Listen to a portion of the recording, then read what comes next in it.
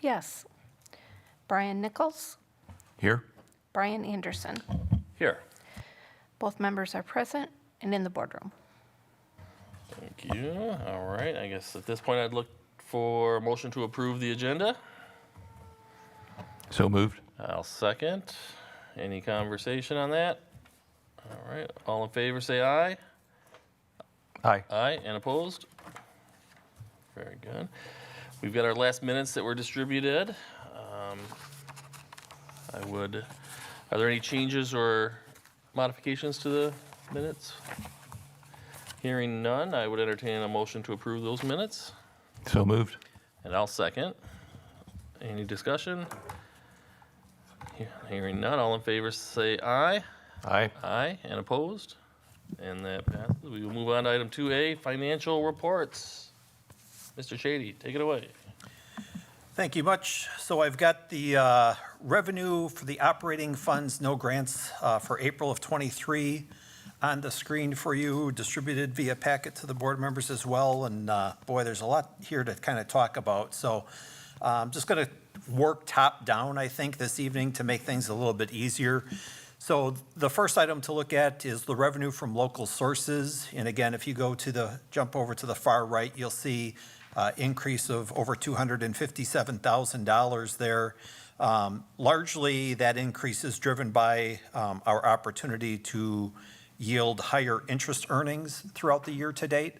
So that's kind of, that addresses that. The next one down that we'll take a look at will actually be in the middle of the chart. The next significant entry, revenue from state sources. And again, if you go to the far right, you'll see a nearly $725,000 increase this year as compared to last year.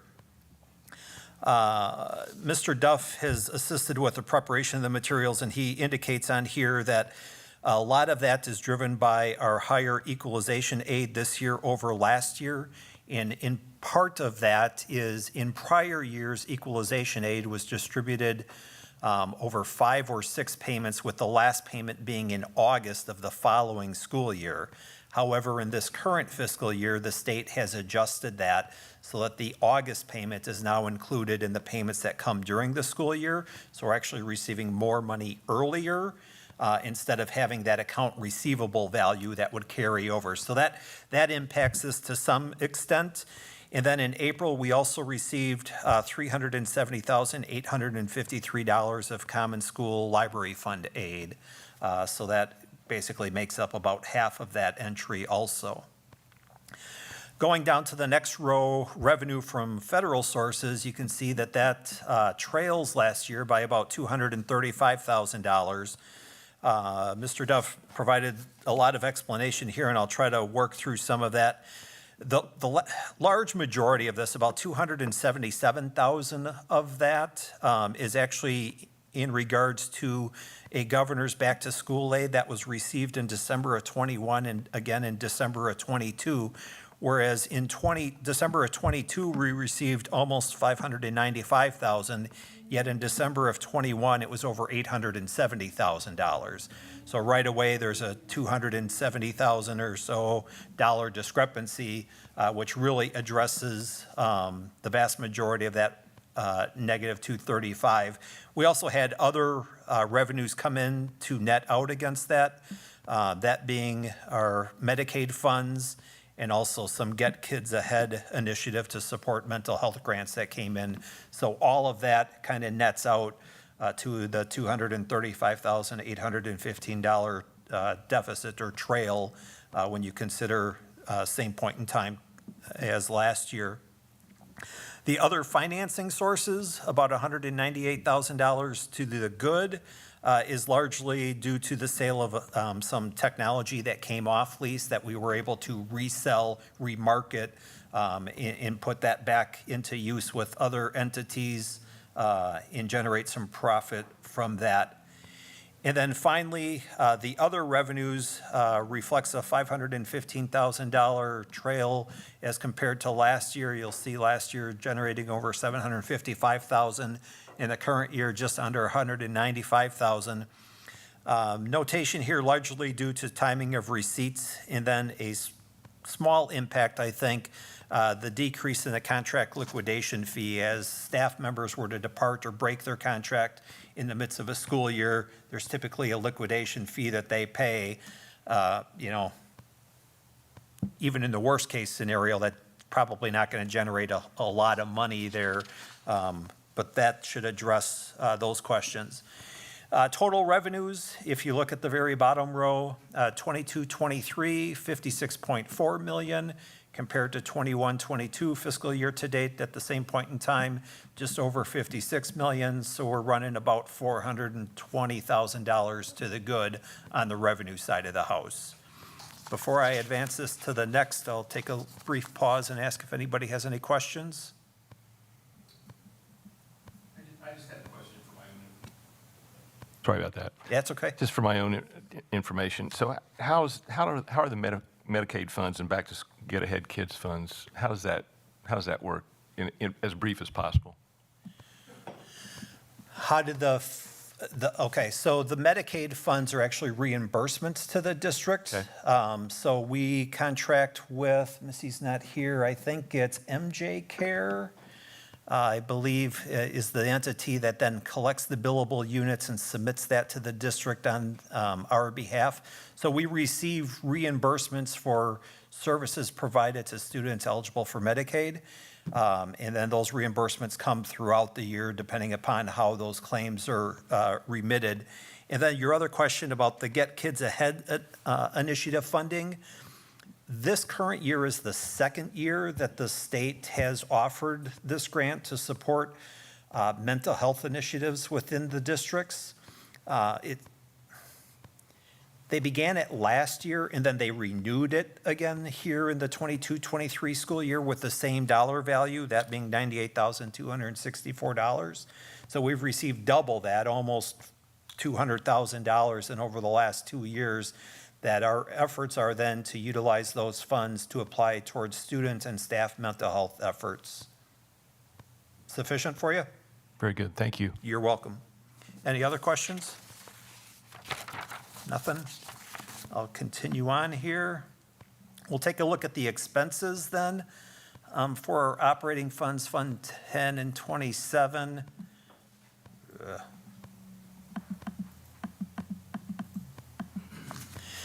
Again, starting at the top and working our way down, salaries and fringe benefits. You can see we actually are $435,000 to the good here. Fiscal year 21-22, about 45.7 million, 22-23, 45.3 million. Of course, those expenses are largely driven by the number of staff that we have and the benefit packages that those staff members receive. And of course, throughout the 22-23 school year, we had a number of staff vacancies that we just held and didn't fill. So that all contributed to the positive there. Purchase services, again, $3.5 million to the good. And just, we'll talk about this here. We'll come back and talk about it in a couple of slides as well. Largely, that is driven by the fact that we have transitioned our cleaning expenses to HES from our general operations, Fund 10, to our grant, ESSER grant. It's a grant eligible expense. So it's really shifting the money to pay for HES from one shell to a different shell. Call it a shell game, it kind of is, but it is an ESSER allowable expense. So you'll see about a $3.5 million surplus when we look at, or excess when we look at expenses with regards to our grants here in just a bit.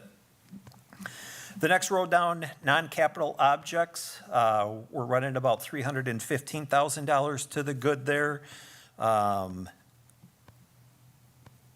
Mr. Duff notes that there was some maintenance equipment that was purchased in the prior year that drove some of those expenses higher last year. And then again, just some decreased expenses across the board. Capital objects, almost a $400,000 to the good. We did about $612,000 as of the end of April last year compared to just under $214,000 at the end of April this past year, largely attributed to the purchase of a phone system upgrade that the district undertook last year and then completed here this year as well. Debt retirement, $434,000. I see 434, 422 in the increase. I'm not quite sure that that's accurate because I see $176,000 in the fiscal year to date. So that probably nets out to 270-ish or a little bit more. But regardless, largely related to the timing of debt payments. This year we had some Apple lease and MacBooks that were paid in August of this current fiscal year, so August of 22, that helped drive the fiscal year to date activity there. And then we'll jump down a couple of rows and we'll speak to the transfers. You'll see $961,797 there with zero fiscal year to date activity in the 21-22. Typically, the majority of our transfers occur at year end, so the end of June is when those transfers occur. Those transfers go between Fund 10 and Fund 27 to offset the deficit that likely will occur in special education, and then also between Fund 10 and Fund 99, our cooperative programming, which I believe largely is cooperative athletics that we have. What is driving the $961,000 in the 22-23 was a transfer that we needed to make for Fund 38, our debt service fund that occurred, I think it actually occurred in the month of April here. Overall total expenses, $56 million in change here in the 22-23 school year as compared to over $59.5 million in the 21-22 school year. So we're running about $3.4 million to the good when you look at expenses compared side by side. If we were to look back and look forward, and I'll just report these numbers to you, looking at the total expenses in the 22-23 school year, $56,050,000. Last year, our revenues, just as a comparison for you, $56,430,000 and some change. So we're running about $380,000 strong on the revenue side. And then if we were to look at our same comparison for last year, $59.5 million in expenses compared to revenues of $56 million. So any questions there? Just one. So, moving the maintenance funds to have them pull out of that ESSER funds bucket makes perfect sense. So when we look at this time next year, let's say,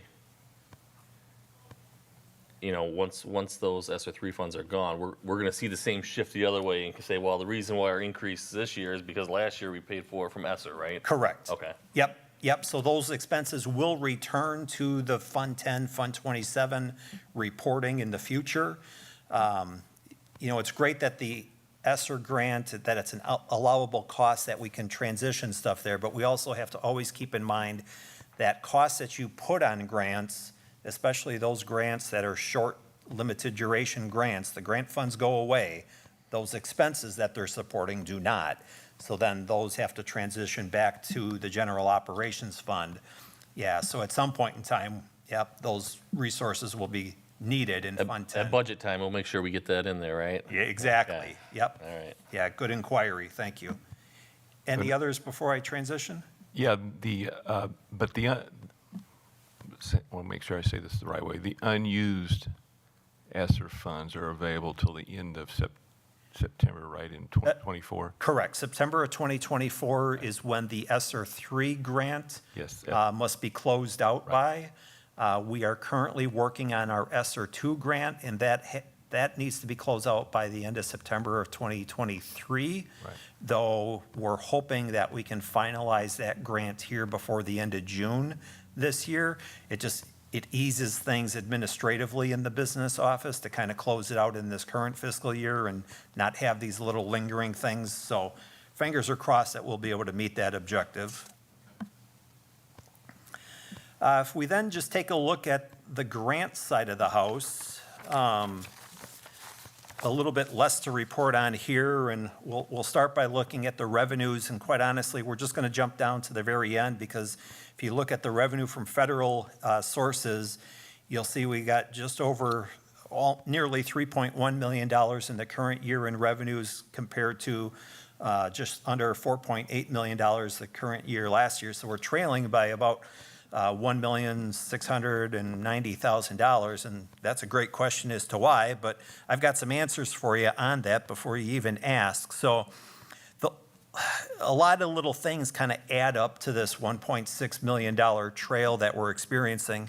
First and foremost was a Governor Evers coronavirus relief fund that was a one-time grant awarded last year in the 21-22 school year.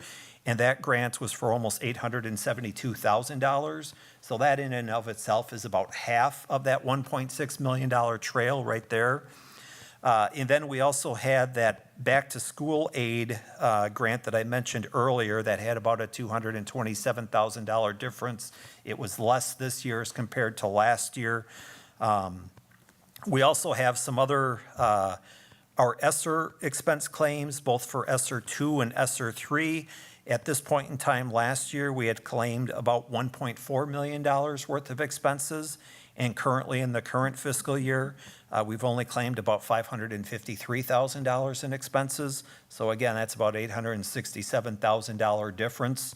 So all of these little things kind of add up and explain why we're trailing, that revenue receipt or the claim reimbursements by almost $1.7 million.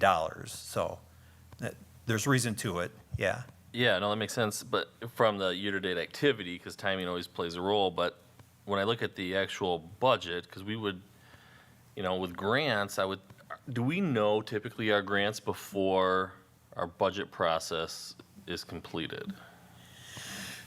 Sometimes. Especially if we know it was a one-time grant from Governor Evers for that one, for example. Because our budget is, we budgeted a $200,000 decrease from last year. Yep, Because it always seems like, our revenues, we tend to have a lot more control over our revenue than expenses, right? yeah, You kind of know what you're going to get for revenue, and then you got to make that work, right? That's part of the job. And, right, yep. So we budgeted 200,000 less. So I'm just wondering, did we not get a grant that we budgeted for? Or is it a timing? Or is when we get to the Yeah, end of the June 30, is this going to get pretty close, or did we just miss budget? great questions, and I'm going to answer it to the best of my abilities for you. I'm going to start by stating that I think the school district of Beloit, we just need to tighten up our grant financial package in process a little bit. You asked the initial question about the timing. Here at the beginning of the 22-23 school year, typically the DPI likes to notify districts of their grant awards in like the mid to late spring. So April, May timeframe, you're kind of given a dollar value of what we can expect for next year in a grant, and then we can start budgeting for that. However, in the 22-23 school year, DPI was not able to release some of those values until like August and even early September. So right away, we're kind of working off of the assumption that you're going to get the same amount that you had received. So you try to build that into the budget initially. However, Mr. Duff has pointed out to me that Beloit did not do that necessarily with all of their grants at the beginning of this year when they were building the budget. So some of the grant stuff came in after the fact.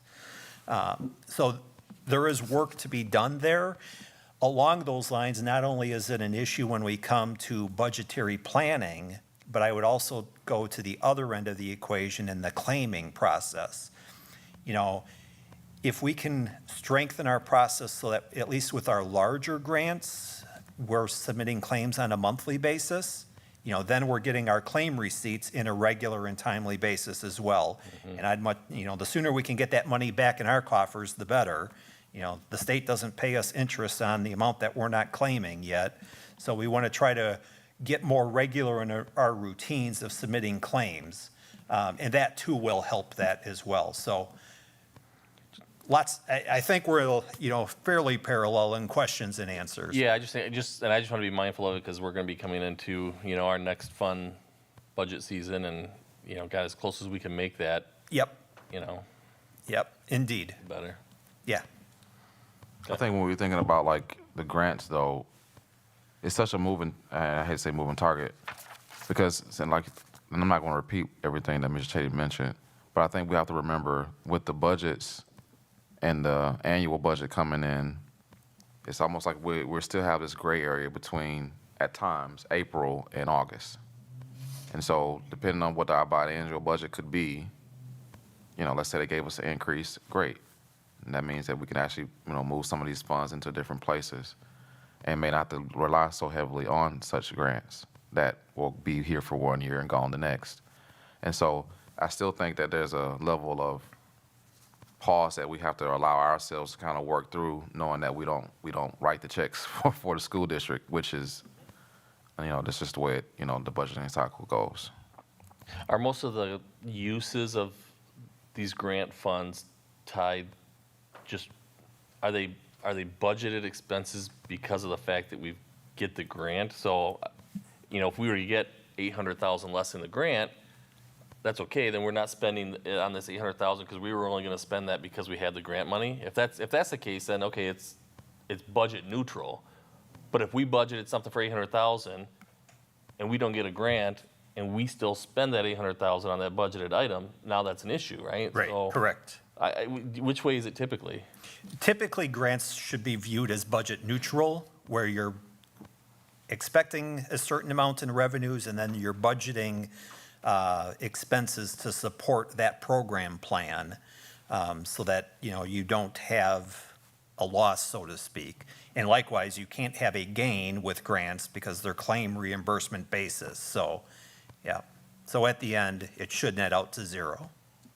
Okay, if it doesn't net out to zero, it means we spent non-grant dollars on a grant budgeted item. Well, I would well- say that there are times where there may be expenditures that you are utilizing a value from a grant budget and then perhaps supplementing that with some Fund 10 expenses Okay. because we believe strongly in that program, curriculum, whatever it may be. But unfortunately, for various reasons, the initial grant budget that we put in, the cost actually exceeded that, but we still wanted to move forward with it. Yeah. I think in the end, it goes back to, you know, our mission and vision of our school district and of course strategic planning. From a planning perspective, especially from a district's perspective, we have to also look at what is going to bring us the greatest impact on student achievement. And sometimes it may mean 80% grant, 20% Fund 10, just as an example. Yep, and I agree with that, you know, and that's, if we can capture that in the budgeting process, then we're still on budget, Right. you know, and it's just, whatever fund it comes and whatever we decide we budget, you know, I'm fully, you know, I support that. I just, the closer we can stay on budget is, you know, because some of these can be some big swings if you budget it and you don't get it. Yeah, and the other thing that, Or be prepared to be over budget, and if we're okay with that, then that's okay too. But- right, the other thing that I would bring up is that even if it's a grant, you know, keep in mind that the grant budget gets submitted to the DPI for approval. If there's going to be a line item that we anticipate exceeding the grant, we can reallocate unused funds within the grant to cover that additional need that would exceed the original budget amount. It does require us to go back to the DPI and submit a budget revision, but they're typically very understanding of that, so, yeah. Lastly, then, is the expense analysis with regards to grants, salary and fringe benefits here, running about $515,000 ahead of last year. And again, a lot of that would be attributed to us placing additional staff on various grants, and then the increase, annual increase that staff received last year with regards to the compensation plan implementation. Purchase services, running ahead by about 3.9 million. And again, if that value sounds pretty similar, it is regards to the HES and us moving those expenses from Fund 10 over to the ESSER 3 grant. That value was about 3.5 million on the no grants expenditures as compared to 3.9 million here. So you could see the fairly tight alignment. Non-capital objects, here we're actually $766,000 to the good from an expense, about 1.5 million last year and just over $800,000 this year. A notation here that we purchased some reading curriculum in the 21-22 school year, so that was kind of a larger one-time purchase last year. And then the capital objects, about $526,000 higher in expenditures this year. That is related to a access control project at the high school, funded through the COPS grant. So think key fob and getting through doors and all the systems that make all of that happen. Any questions there? I'm gonna turn this around so we can see it. So just kind of the overall summary for the month. You can see here revenues, a great example where our revenues just over $2 million, yet our expenses fairly typical, just under $7.6 million. So we spent out over $5.5 million in cash than we brought in for the month. A reason why you need to rely upon that fund balance to help cover those months where our expenses outpace our revenues. Any questions there? I'm good. All right, good for the financials, thank you for that.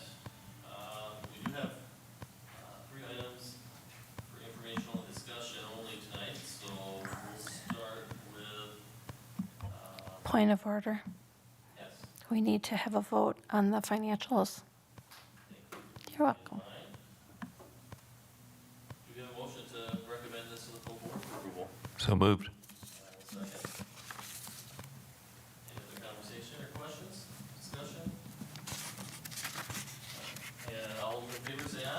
Aye. And opposed? That passes unanimously. Item 3A, potential social media litigation. Yeah, so we've got a number of items to cover here in the next 30 minutes. I'm going to try to do more of a high-level overview. Some of these materials were in the board packet, so perhaps you had the opportunity to review them. We have been approached, and actually, the communication came into the district dating back into late January of this year from the France law firm group out of California, and then our Wisconsin attorney, Lori Lubinsky, about would the school district of Beloit be interested in partnering, becoming a plaintiff essentially in a mass action, not a class action, they're calling it a mass action lawsuit against some identified social media platforms due to the mental health concerns caused to student use and interaction with those platforms. This is very similar if you reflect back, I don't know, maybe 3 months, 2 months, 3 months ago, I brought forward a proposal by these same attorneys with regards to the vaping concerns in the district or nationally, and the district was able to accept a settlement opportunity there. So this would be in the same vein that the national law firm, the France Law Group, would represent the participating school districts and other entities across the nation with regards to legal action against some of those social media platforms. No expense to the school district of Beloit. Our only expense would occur if a settlement were agreed to, and then, of course, the attorneys would recoup their fees. If I recall correctly, I think with the vaping settlement, I think we were in the six-figure, $110,000, $15,000. I should have looked that up. But, might that be the same? Could be higher, could be less. No risk, only reward if we want to pursue.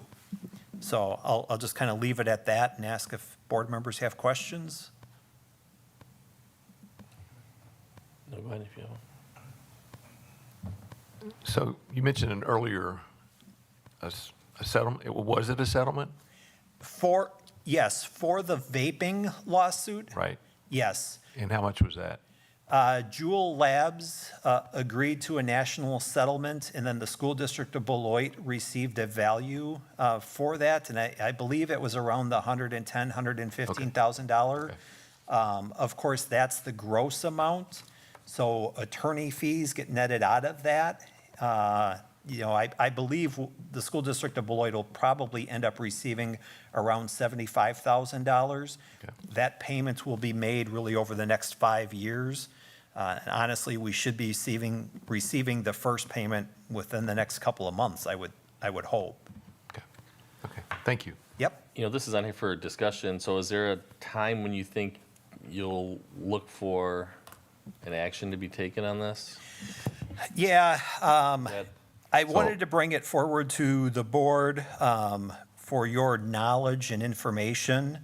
If it's something that we can add to an agenda, if it needs to come back to this committee again next month, if it can move forward to a regular meeting agenda later this month or early July, that's fine. Let me Attorney jump in. Let me Lubinsky. say this real quick, Mr. Shady. I think these opportunities, if we're going to participate in them as, school superintendent, I think sometimes the real question is, what is the cost for us, naturally? Yep. And then what is the benefit? And the committee has the opportunity to say, well, there's not necessarily a cost outside of the cost that they're going to charge us to do the case, but the benefit is $60,000+.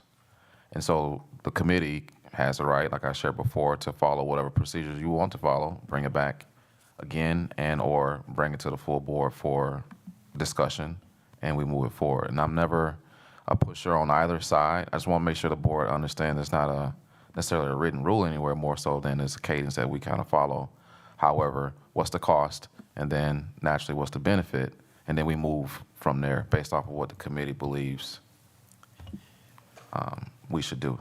Yeah, really, the only cost that I see is twofold. One, completing this contract that I've got up on the screen, once the board approves it, pretty easy to do, honestly. The more extensive cost, there would be a data collection process that the Franz Law Firm Group through Attorney Lubinsky would forward to the district, probably a number of pages where we would have to go through and try to collect and identify data and resources. So there will be some staff time that'll need to be invested into the process to fulfill that request. But we've done it before with the vaping, and it would be very similar. Most of the times those are just for the board, just for your thought processes. Most of the times it's a survey that you got to fill out, and you kind of got to go through questions. There is some fact finding, as Yep. Mr. Chady mentioned, but for the most part, there's typically a survey that's attached to this, and you got to fill out the survey and kind of go from there. Okay. Any other questions on that one, or? Okay, Brian? Yes, sir. Yeah. As you watch the news and all the other programs that are out there, as they look at the effect of social media on especially teenagers, we're beginning more and more to see all of the mental health and emotional issues that stem from it. I think the most important thing out of this, in my opinion, for the school district is not that we may recoup some money on it, which is, again, that's always beneficial to add to programming, but in order to help stop the social media platforms for continuing to use the algorithms they use, that it essentially will do a lot of severe emotional issues with our teenagers. I think that's the most important piece out of this for me. Yeah.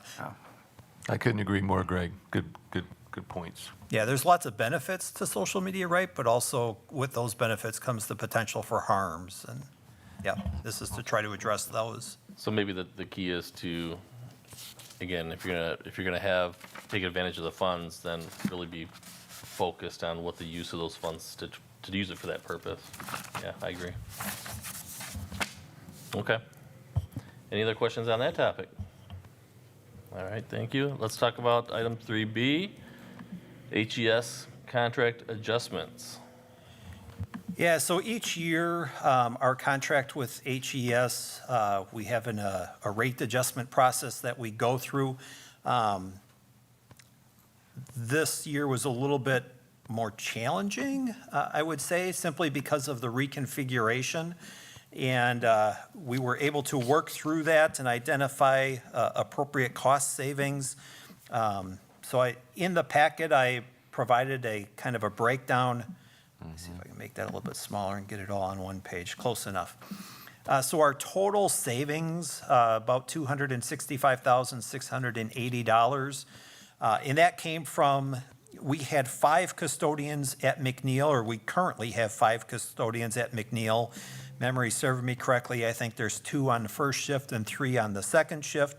And of course, next year with us doing the reconfiguration, we'll have no needs for custodians at McNeil. At Cunningham, we also have 5 custodians currently. I, again, believe it's 2 on the first shift, 3 on the second shift. We're reducing that to 3 custodians for the 23-24 school year. 1 custodian will work first shift, and then we'll have 2 custodians working second shift. There was some consideration to reducing that to 1 custodian working second shift. I really don't feel comfortable with that at the present point in time. Lots of activities in schools in the after hours at big buildings, and depending upon the staff person, you may have a staff member that is comfortable being in a building alone, but oftentimes it's nice to have a partner in the building when they're working that 3 to 11 shift or whatever it is. So we're going to go with 3 custodians in Cunningham next year. And then, of course, at BLA Wright School, we had 1.5 custodians. Can't remember what that distribution was between first shift and second shift, but regardless, we don't have any needs for custodians there in the 23-24 school year either. So We have 11.5 custodians between the three schools this year. That's going to be reduced down to 3, so it's a reduction of 8.5 custodians. Based upon the hourly rate of those, we costed all of that out, and that nets out to that $265,680 in reductions, the reduction of cost. So we heard lots of comments and questions from the community about the reconfiguration and cost savings, and sometimes it just takes time to have a better understanding of what the impact is. We've got that now, and as we're proceeding forward with our contract renewal for HES for next year, I just thought it important to put that on the agenda tonight as an education, informational item for you, and hopefully for the public that may be watching, viewing, listening at home.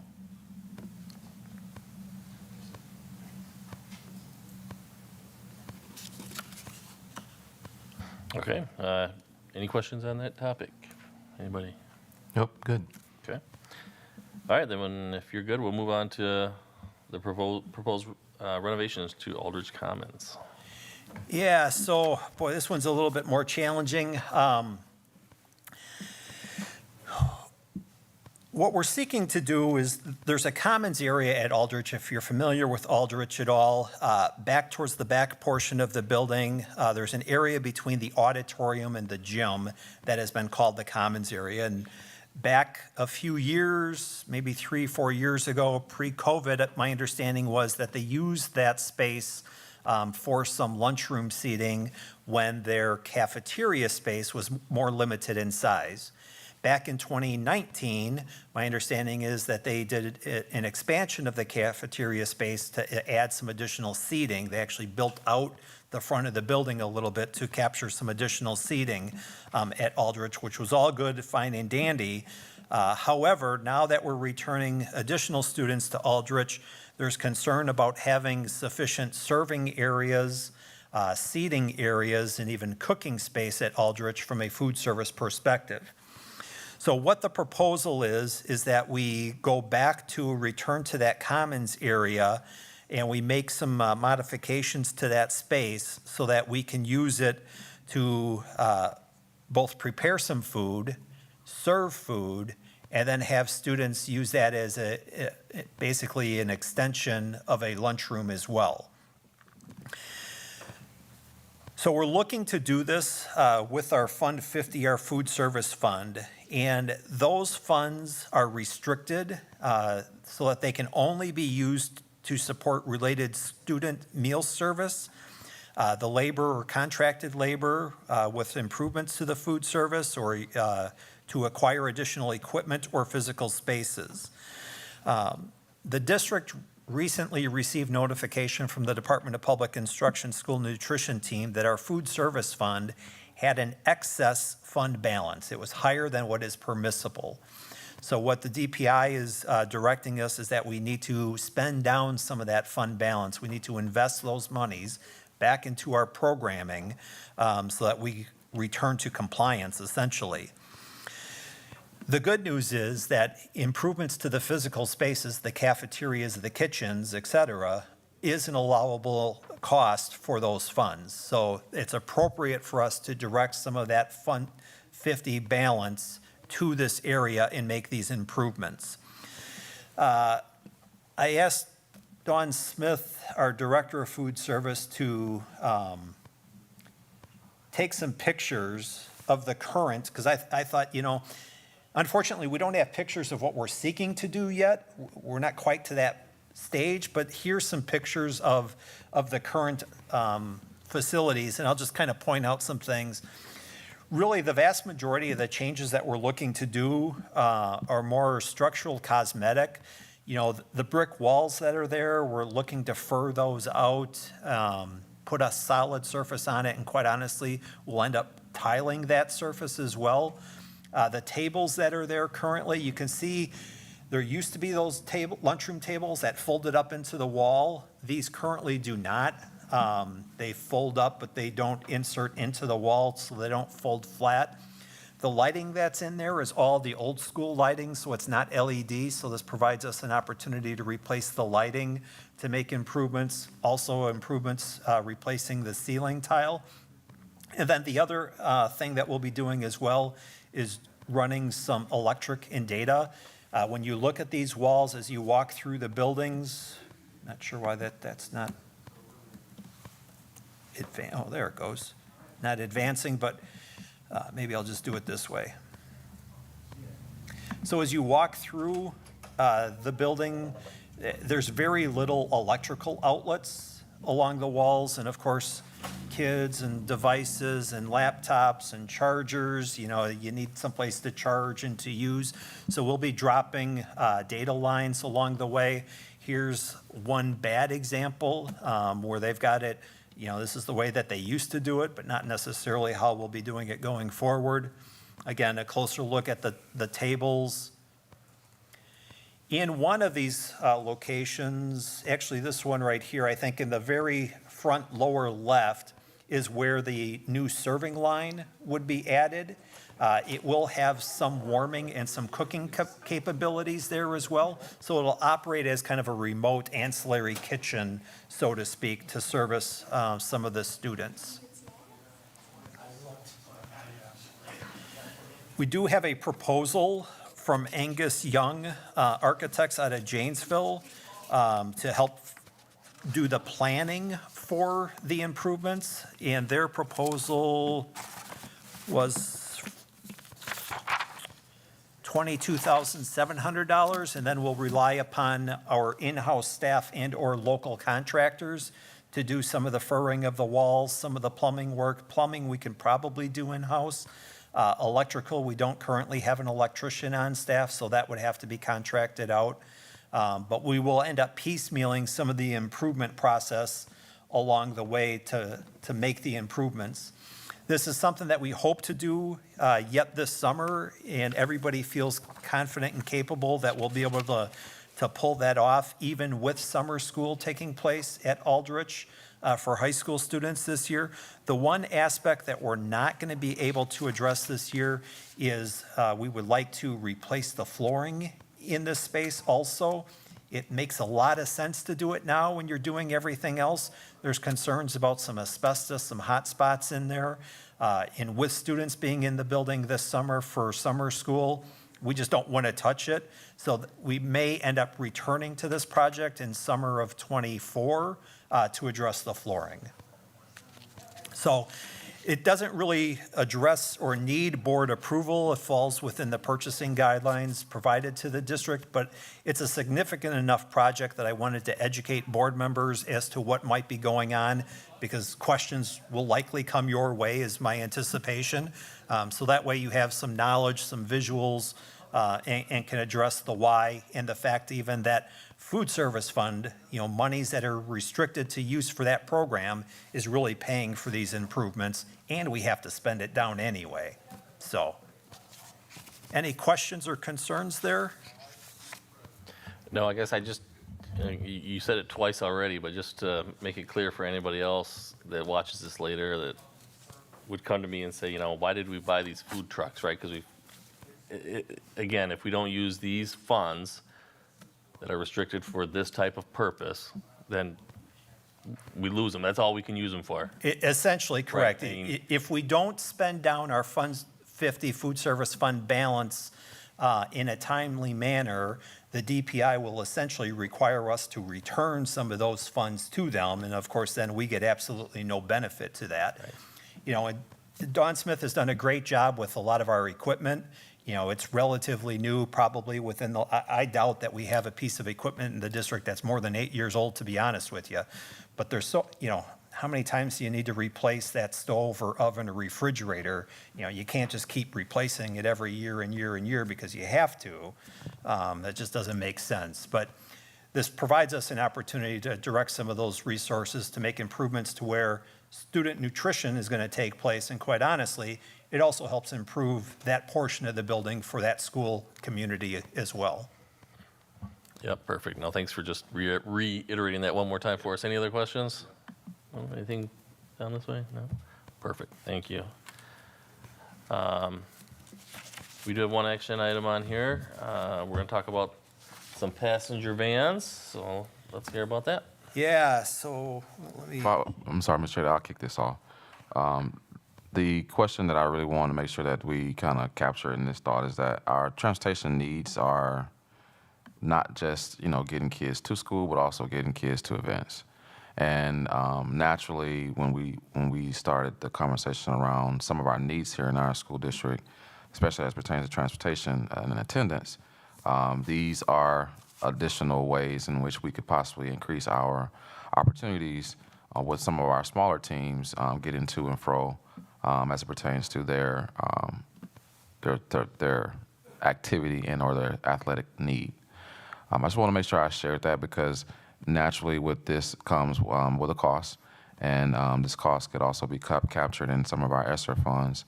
But I wanted to make sure the board understood that, again, the transportation conversation is not just isolated to getting kids to school, but it's also in conjunction to getting kids to events. Right. So our to and from school, Durham School Services has been able to meet that need on a regular basis without issue.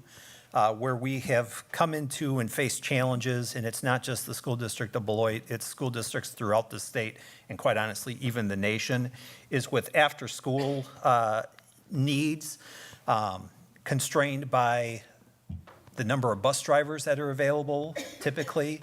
Mr. Dupuy's here, and John can speak to the challenges that he has from a high school athletics activity and coordination.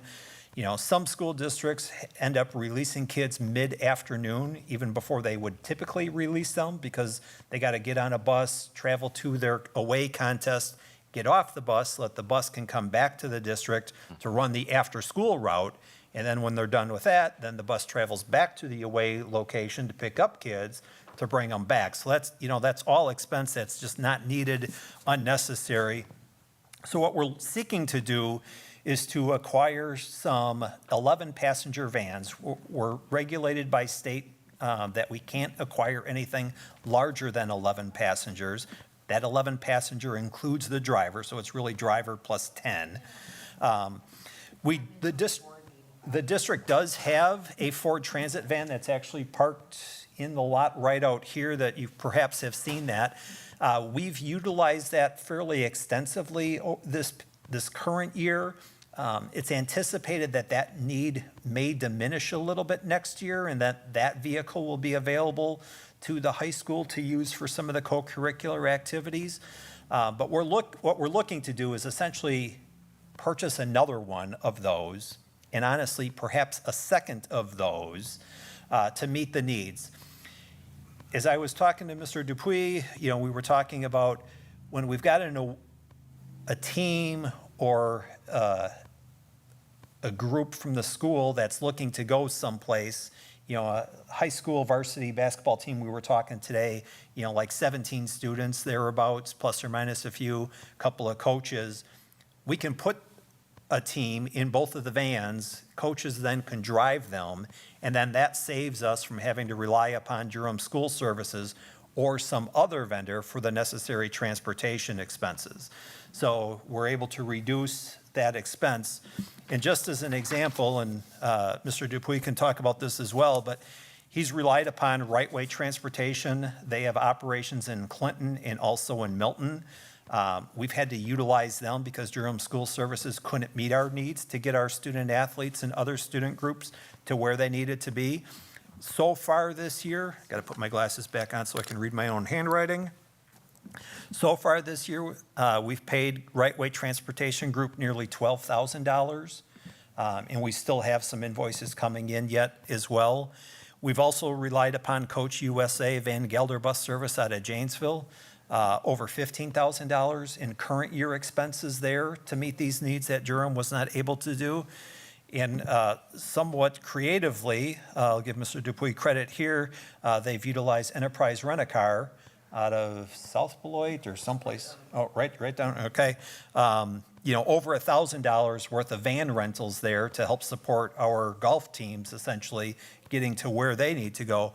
So we've got expenses current year of over $28,000 that needs to support our student athletes and other students to get to their after-school activities, but Durham School Services has not been able to meet those needs from a busing standpoint. So if we can put one vehicle into play and we can get a second vehicle into play, we should be able to help offset some of that. Not all of it. You know, a football team's not going to be able to use two buses, or I'm sorry, two vans, right? You know, they're going to need a bus or even two buses probably.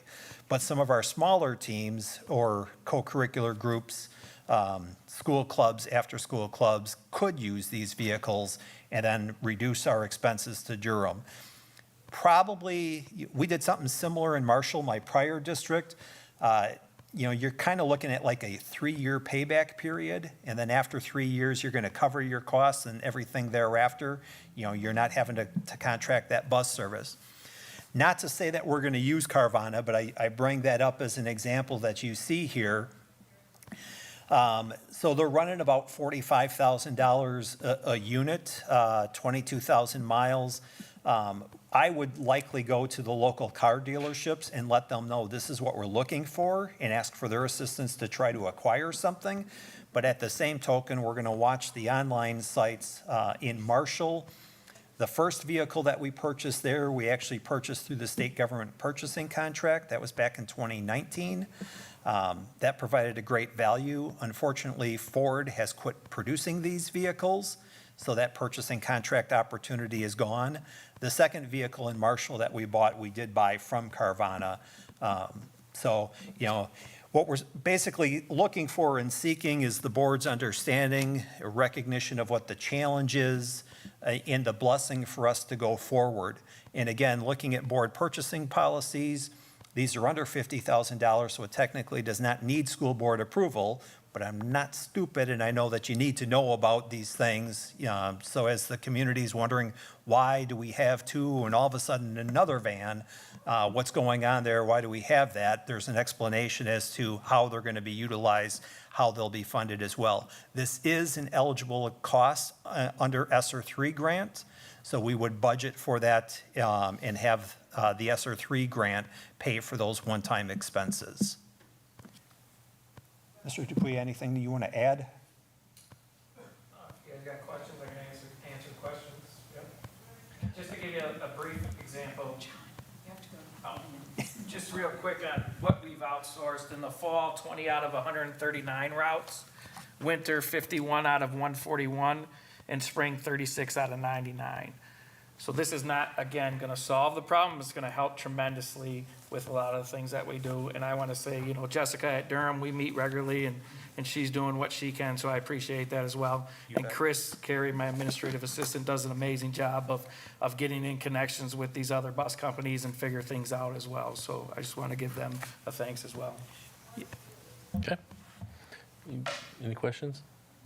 Just curiosity, what's the farthest distance we travel for an athletic event? Next year, it's going to increase, right? It depends, but next year, we're going to the Southern Lakes, right? So we're looking at hour and a half type bus trips, you know, throughout. And so with a lot of things, especially with our teams that have like JV2 and JV1, we have to get a bus because we got to leave earlier, but then varsity could take the 2 vans or 3 vans, depending on what we have, where we won't have to get another bus. Things like that, so. Thank you. Yeah, so that initial upfront cost, but in the end, a long-term savings, so. Board Member Schneider? How many other trips that are taken during the day or during the year, I mean, not athletic, that we currently are using a bus, but we could use the vans for? Are there a lot of trips like that? I don't have those numbers. I can get those co-curricular numbers, but that's what we're also looking at to use. Right now, our co-curriculars are either having to get a bus or outsource and rent a van from Enterprise or those types of things. So we're looking at anything below 20-ish, right? Could possibly use these vans. Again, upfront cost, but after, you know, 3 years, that cost analysis looks like, you know, we're just paying for regular maintenance and gas and those types of things. Right. A little bit of coordination will be needed there, you know, but hopefully, you know, if there's a school group that needs it during the school day, you know, perhaps they can be back by 2:30, 3 o'clock, whatever, and then athletics can utilize the same vehicles after school as well. But yeah, so our intention, quite honestly, is to physically place these vehicles at the high school and let John and his staff do the coordination and the assignment, the checkout process, et cetera, for them. Okay, thank you. Yep. I know one of my former districts that I taught in, the fact that we had vans available for us saved us 4 trips a month from busing because we were able to use 2 vans to do that. But it also greatly improved our quality of our educational programs and opportunities for the students because we could just get the van if it was available and go and use it. Right. Instead of having to wait for getting confirmation on a bus. So I know in that district, we recouped the cost of the vans that we had in a year and a half. Yep. Good. Any other questions? Okay, yeah, I think it's to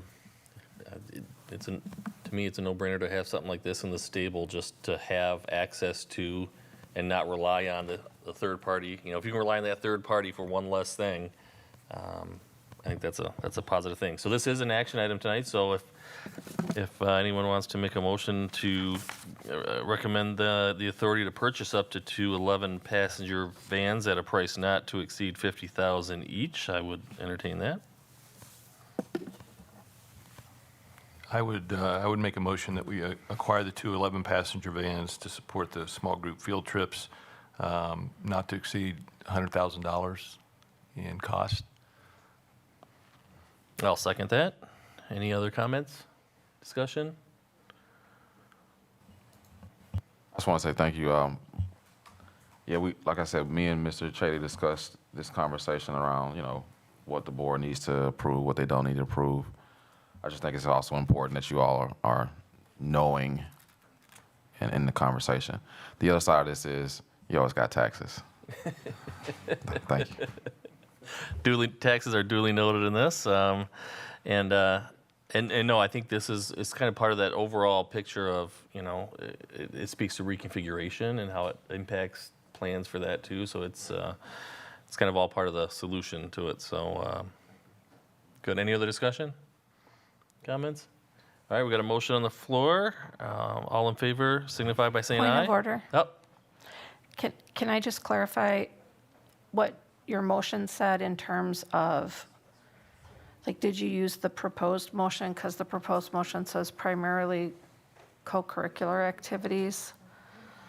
So are we Yeah, limiting no, it to that? I think that's a good idea to go with the suggested motion because you can use it for other activities than just athletics, right? yeah, that's certainly. Yes, right. I think the original motion didn't mention any use or restriction on use. Okay. I don't believe. I'd have to have you read it back to me to.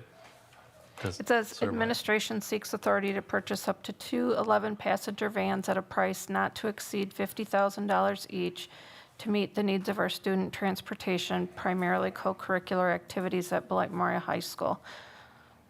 So that's not restricting it just to the co-curricular, correct? Correct. Okay. that I'm right? sorry. That fit your intention? Mm-hmm. It fits my second as well. Okay, thank you. All right. Hearing no further discussion, we'll take a vote. All in favor signify by saying aye. Aye. Aye. And opposed? Hearing none, that motion passes. All right, thank you. We'll move on to item 5A, next meeting date. Typically, that would be Tuesday, July 4th. We likely will not be meeting on that day for obvious reasons, so that next date will be to be determined. Moving on to 5B, do we have a motion to adjourn? I move that we adjourn. I'll second. Any conversation, discussion? Hearing none, all in favor signify by saying aye. Aye. Aye, and opposed? We are adjourned. In about 5 minutes, we'll move on to our human resource meeting.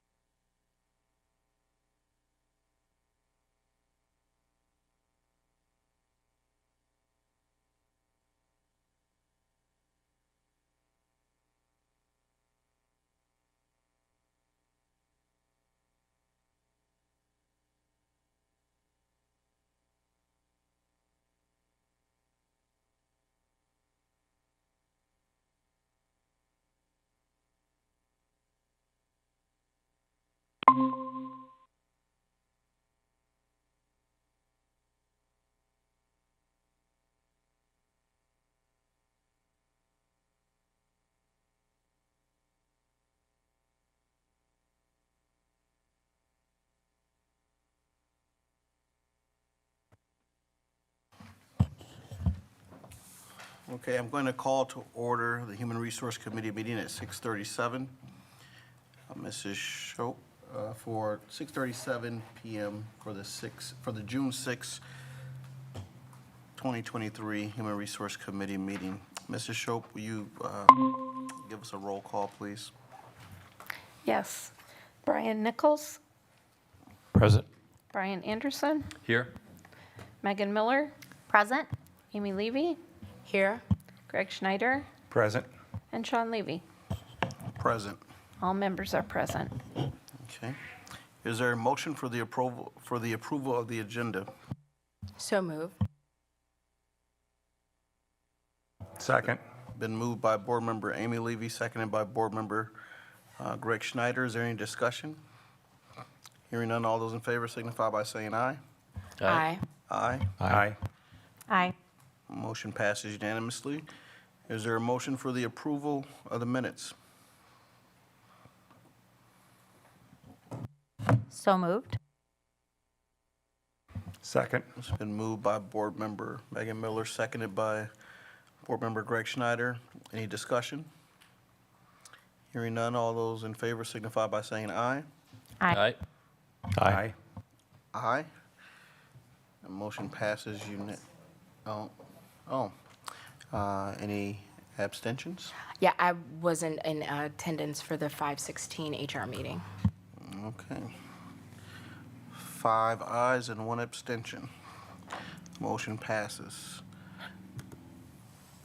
A motion may be made and a vote taken to convene the Human Resource Committee into closed session pursuant to Section 19.85, parentheses 1, parentheses C, relative to considering employment, promotion, compensation, or performance evaluation data of any public employee over which the governmental body has jurisdiction or exercises responsibility, and Section 19.85, parentheses 1, parentheses G, confirm with legal counsel for the governmental body who is rendering oral or written advice concerning strategy to be adopted by the board with respect to litigation in which it is or is likely to become involved. Is there a motion?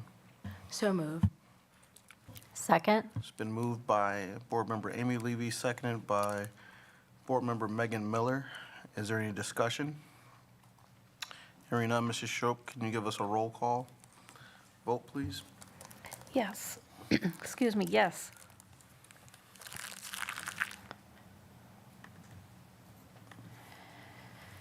Greg Schneider, Aye. Amy Levy, Aye. Megan Miller, Aye. Brian Anderson, Aye. Brian Nichols, Aye. Sean Levy. Aye. Motion carried unanimously. Okay, we'll go to closed session and reconvene to take action in public.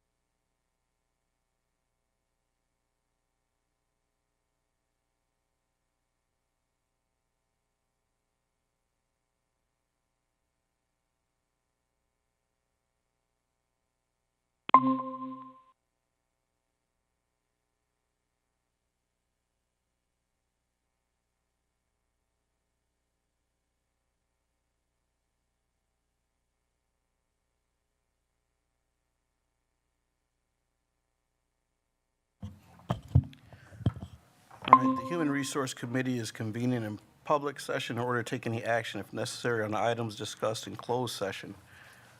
Are there any questions or actions to be taken? I have a couple open session questions. The first one is under the transfer section of Exhibit A. What are the locations for the literacy instructional coach and the teacher listed in those two? For the literacy coach, the transfer will be over to Merrill. Okay. And what was your second question? The teacher, what's the location? It's blank.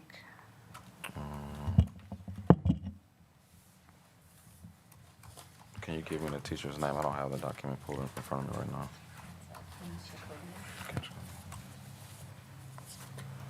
I don't have my spreadsheet for the placement of Kim right now, but I can get you that information at a different time. Okay. And then under the new employment section, the location for the school nurse, occupational therapist assistant, substitute paraprofessional, and substitute school security officer is district. What does that mean? Where will those individuals be placed?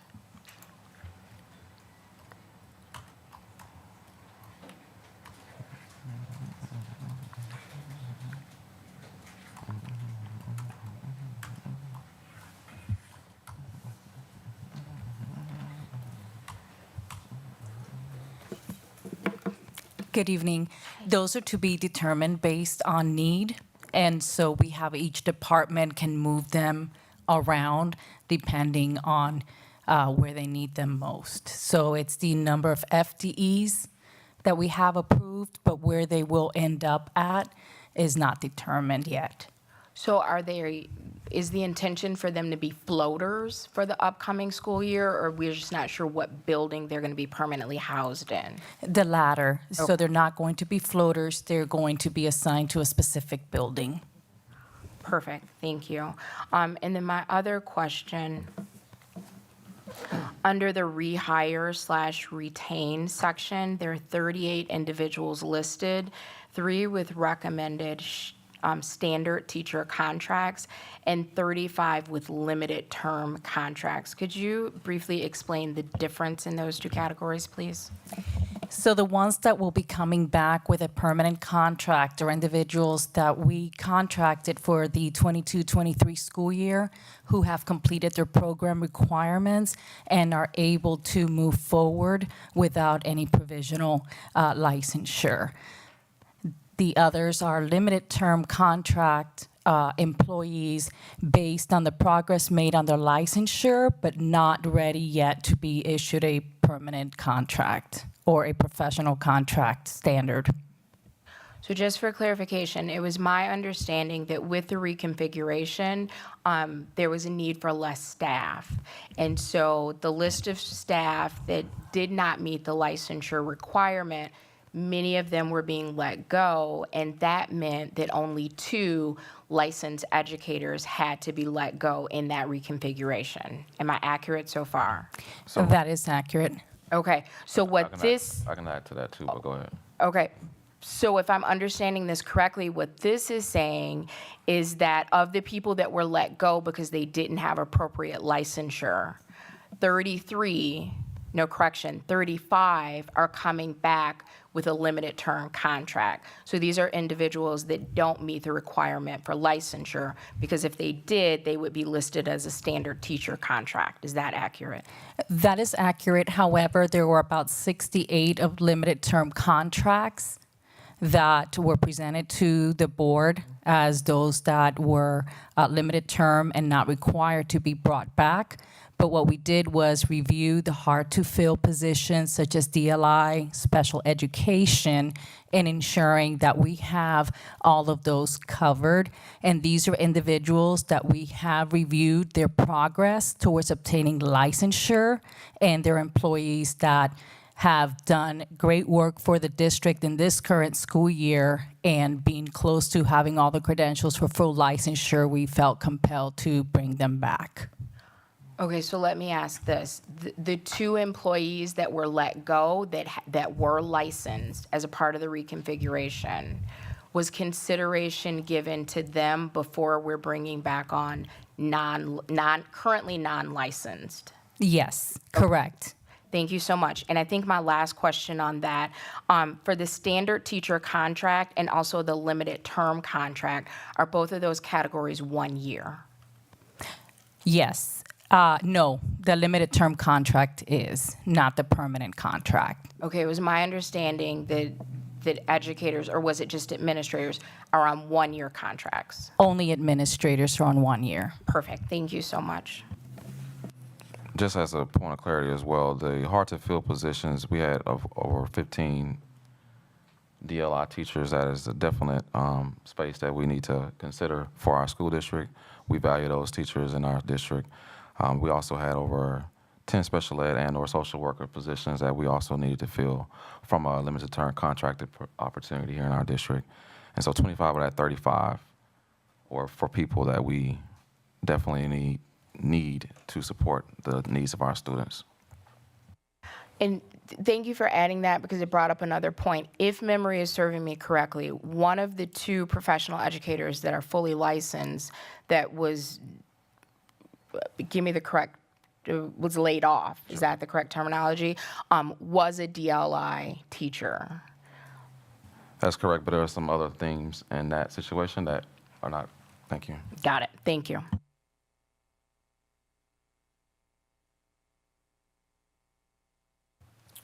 Is there action on any of the items? I move approval of Exhibit A. Second. There's been a motion for approval of Exhibit A, and it's by Megan Miller and second by Amy Levy. Is there any discussion? Hearing none, all those in favor signify by saying aye. Aye. Aye. Aye. Aye. Aye. All right, motion carries unanimously.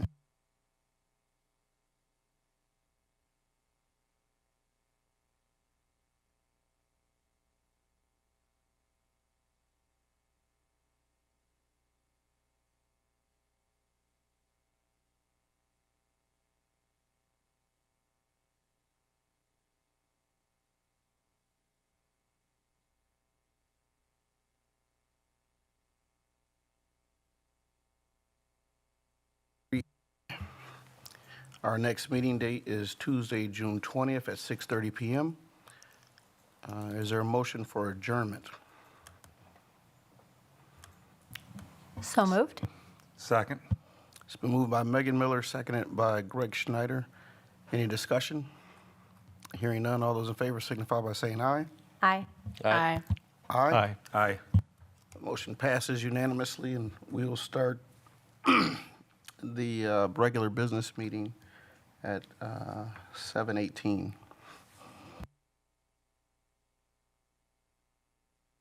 We're adjourned.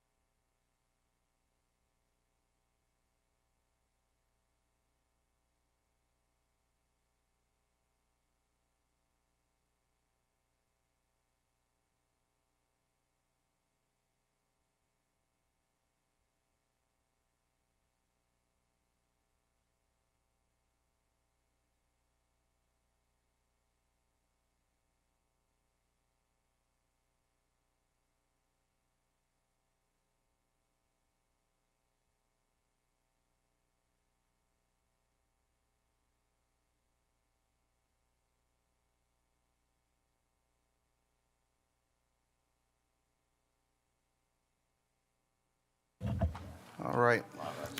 I'm going to call to order the June 6, 2023 regular business meeting at 7:18 PM. Mrs. Shope, can we have a roll call, please? Yes. Greg Schneider? Present. Amy Levy?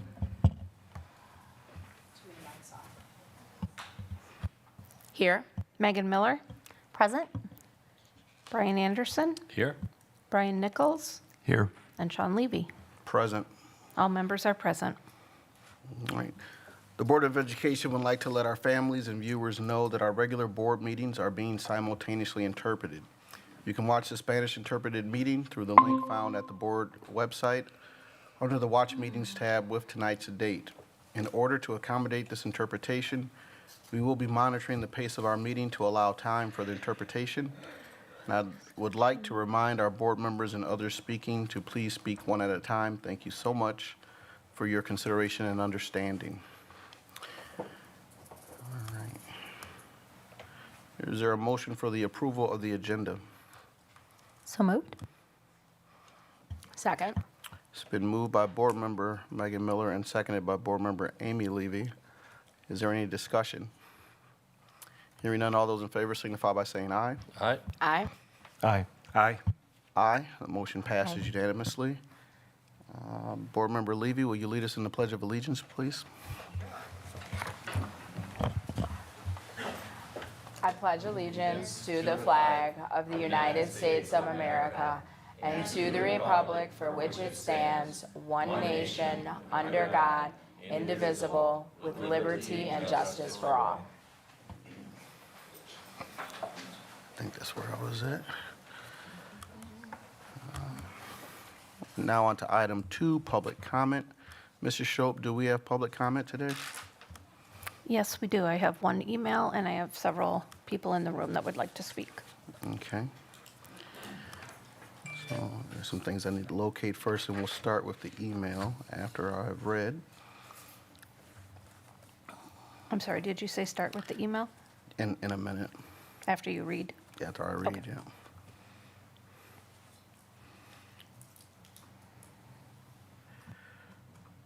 All right. The Board of Education meetings are conducted for the purpose of carrying on the business of the schools. The board, as a representative body of the School District of Beloit, wishes to provide an avenue for any individual to express interest in and concern for the schools. Accordingly, the public is invited to attend any sessions of the board or any meetings of board committees. At every regular meeting, time is set aside for the personal presentation of individual or group comments. Each person wishing to speak during this time shall complete the public comment card with their first and last name, home address, including city and state, if other than Wisconsin, topic to be addressed, and whether you are speaking for or against this topic. The comment card shall then be given to the board secretary for entering into the public record. Each person will be given up to 3 minutes to speak on their topic of interest or concern. Should the individual require translation assistance, a translator may be of the individual's choosing or one provided by the district. Public comments requiring translation will be given 6 minutes. The Board of Education asks that individuals complete the public comment card, give it to the board secretary, and approach the microphone when called upon. Norms for public comment during board meetings. Members of the public are welcome to attend all open meetings of the Board of Education. Robert's Rules of Order will be followed at all times. Individuals attending board meetings are expected to conduct themselves in a respectful and courteous manner that models appropriate behavior for our students. Individuals wishing to comment are expected to comply with the following norms in order to maintain a respectful and ordered meeting to prevent discussion of confidential matters in a public forum. Comments should be directed to members of the Board of Education and not district employees, students, or other members of the public in attendance at the meeting. Speech that is belligerent, disorderly, disruptive, repetitive, or which exceeds the allowable time limit permitted for each speaker is prohibited. Concerns or questions that entail the disclosure of identifying information regarding specific students are prohibited. Response from the board, if any, will be limited to clarifying inaccurate information, seeking additional information from the speaker, or acknowledging that the speaker has been understood. The board will not debate with an individual, and the board may not take action on an item raised during public comment that is not on the meeting notice agenda. The chair will interrupt and rule an individual who violates any of these norms out of order. If ruled out of order by the chair, the individual's opportunity to address the board will end immediately and the microphone will be turned off. Thank you for your participation and courtesy. Please read the email. The email is from Marianne Svem. Why are you seeking to reduce public comment time at school board meetings down to nothing at one meeting and restricting the total number of minutes one person can speak, with others yielding their time from 18 minutes down to 6 at the other? Is that the kind of message you want to send to the community who you are supposed to represent, when all we hear from you is how you welcome us to attend board meetings and want to hear from us?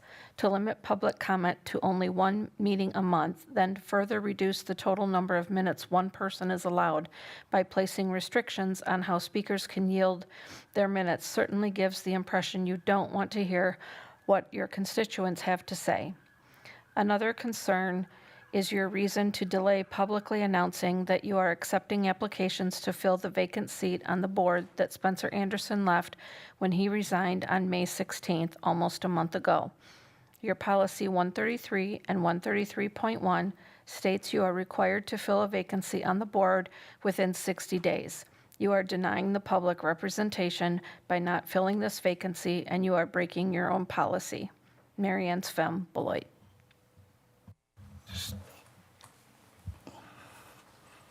To clear up some inaccuracies, no action has been taken. There is public discussion and things that will come up on policy about public comment. No action has been taken. And it would be in committee and at the full board before there are any changes. And Spencer Anderson's resignation was announced the night it happened, and it's on our agenda for action to be taken tonight, and we are following our policies.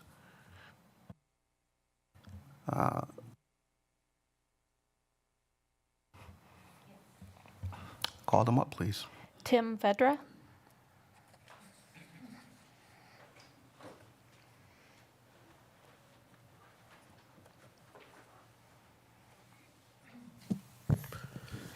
Good evening, members of the board. My name is Tim Vedra, President of the Beloit Education Association. I reside at 1516 Wind Trace Court in Rockton, Illinois. Thank you again for this opportunity to address you tonight. I'm here again tonight to address the PTO days that were granted to professional educators and other employees in May of 2022.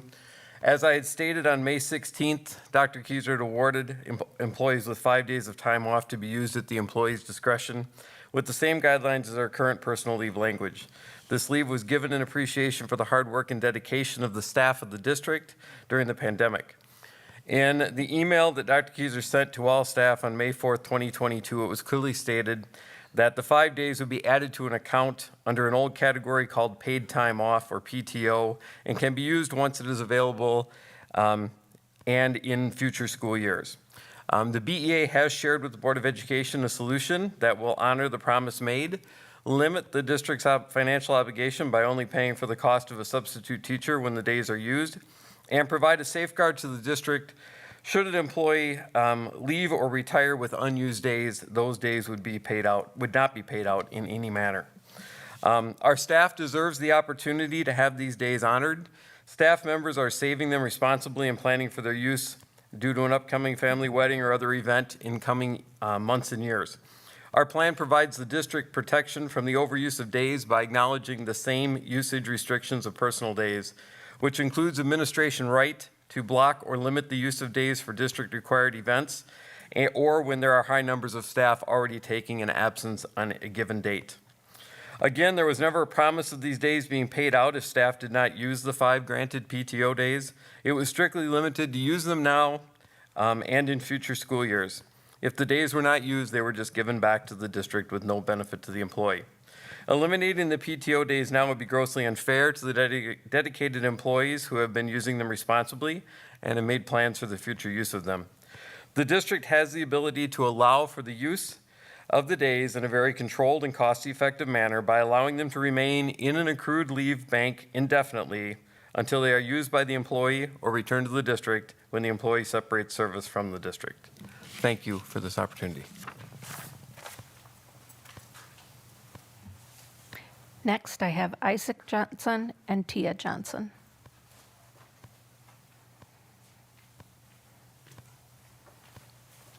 And we do need Isaac to stand and say his name and that he's yielding his time, please. My name is Isaac Johnson. I live at 1621 Indian Road. I yield my time. I'm Tia Johnson, same address. Members of the board, friends, fellow Beloiters.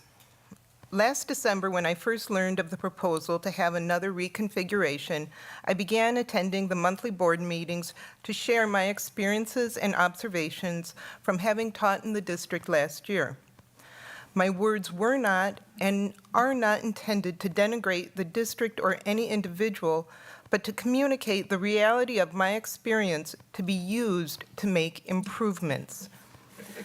Good communication is critical at this moment, globally, nationally, and locally. Good communication involves effort and patience. We must give one another time and space to have and accept the heavily charged emotions that difficult decisions may bring. Every human being is allowed to have their emotions.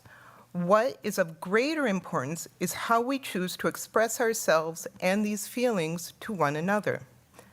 To move forward in a positive direction, we must address one another with the philosophy of the Golden Rule: treat others as you want to be treated. Our local society is based on the federal Constitution, the Wisconsin Constitution, and the district policies, all of which are changeable through proper processes, all of which should be followed by everyone in order to maintain an effective government and society. The young teacher at the May 1st Monday meeting said it best: the children are watching. The children emulate our behaviors, our attitudes, our words, and our actions. We are all teachers to every child observing us.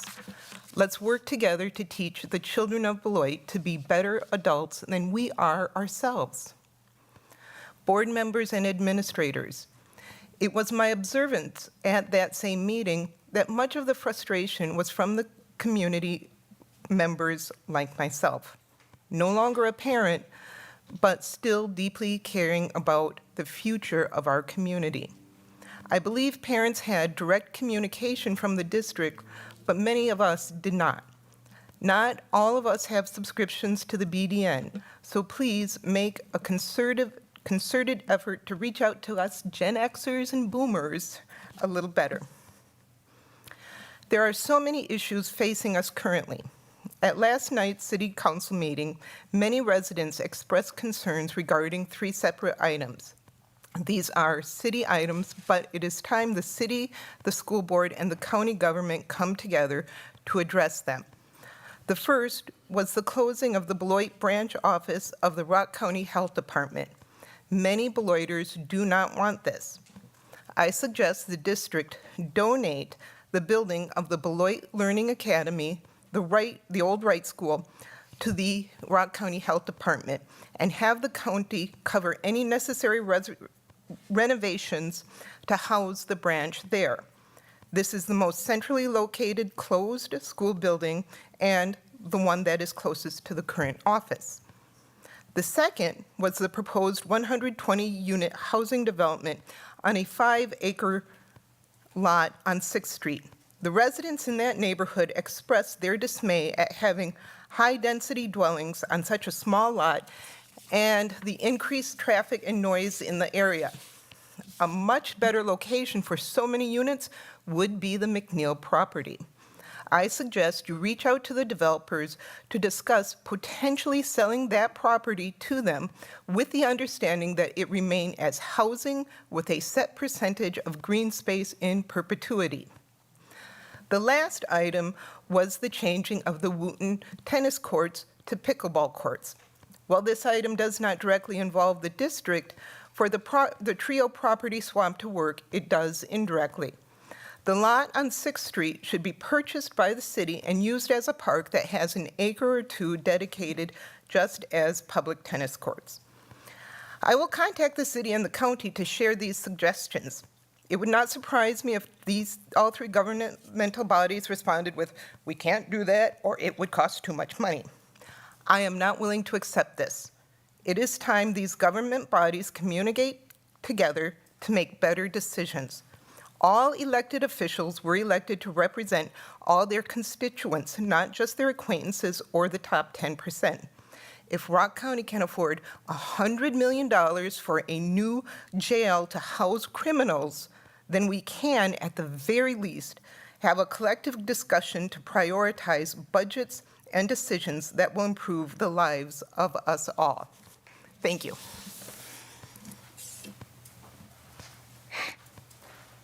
Pam Charles?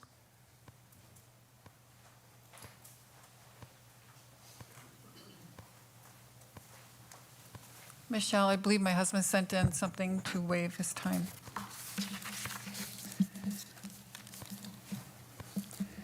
Good evening, everyone. I'm here to discuss a couple of things, but mainly the public comment policy that's going to be up for potential revision tomorrow. The new policy says that only residents can speak at a board meeting, and that the maximum time that someone will be able to speak is now 6 minutes instead of maximum of 9. The worst part is only one meeting a month can we speak. Now, residents only of Beloit, it says, so, you have kids going to our school district that if their parents want to speak to the board, they should definitely be allowed to speak to the board. So that doesn't make any sense. A few people do open enroll here. They should have a voice as well. The 6-minute maximum, I don't think anybody really cares too much about that. But remember, now you put your vote to reconfigure our school district on the first Tuesday of April.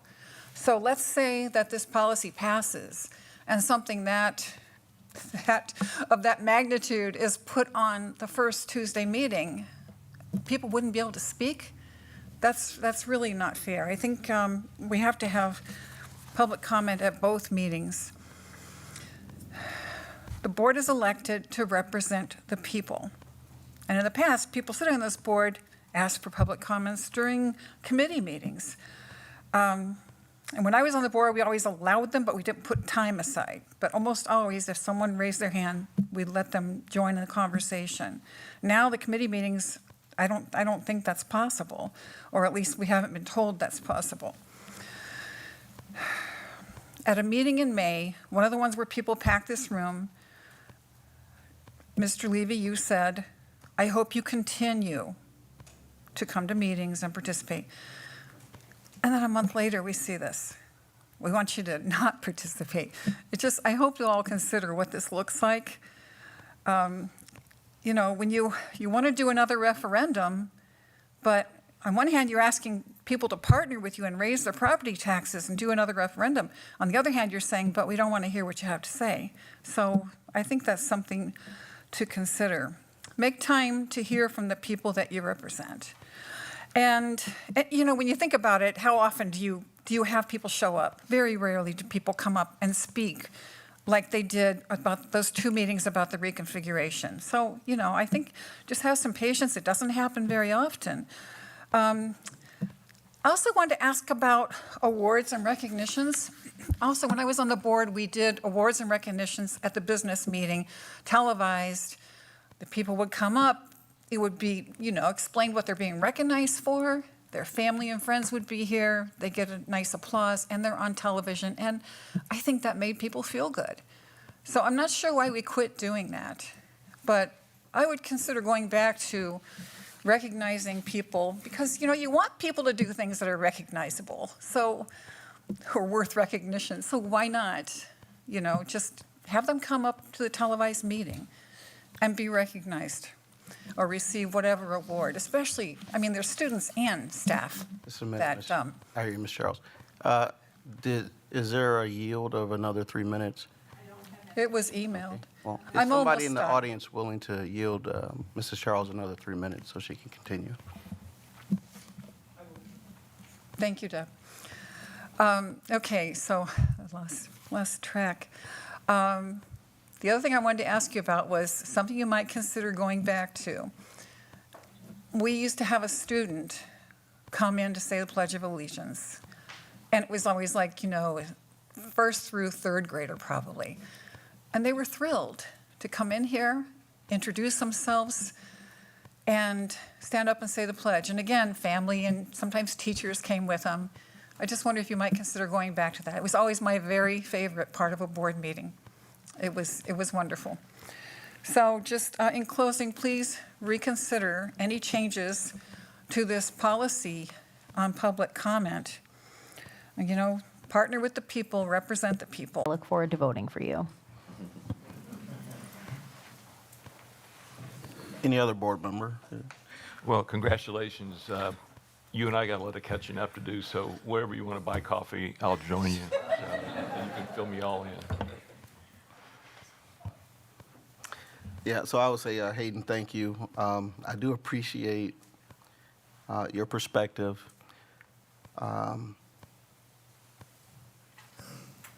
You are the reason that we serve the students in Beloit. You're a great writer. I really appreciate your word choice and your tone and all the presentations that you've made to us. Very thoughtful. Thank you. I just want to make sure I put the thank you in the conversation as well. Naturally, me and Hayden, we've had some side conversations, and it's always good to kind of hear a student perspective. You know, I would hope that as you venture into your next steps, that you gain more and more and more opportunities to learn. This was just one of them, right? You know, sometimes we forget that learning doesn't stop when you leave the school district of Beloit. It's a continuation. It's almost like a launch pad. And so, again, as you continue to travel this earth, may learning be a part of it. And so, again, thank you so much for your time. Thank you, Board Member Levy, for that interruption. It was necessary. And so I'll jump right into my school, my superintendent's report. I would like to first give an early shout out to our seniors who will be graduating this weekend. So yeah, we can definitely clap for our early shout out. You know, of course we can do that.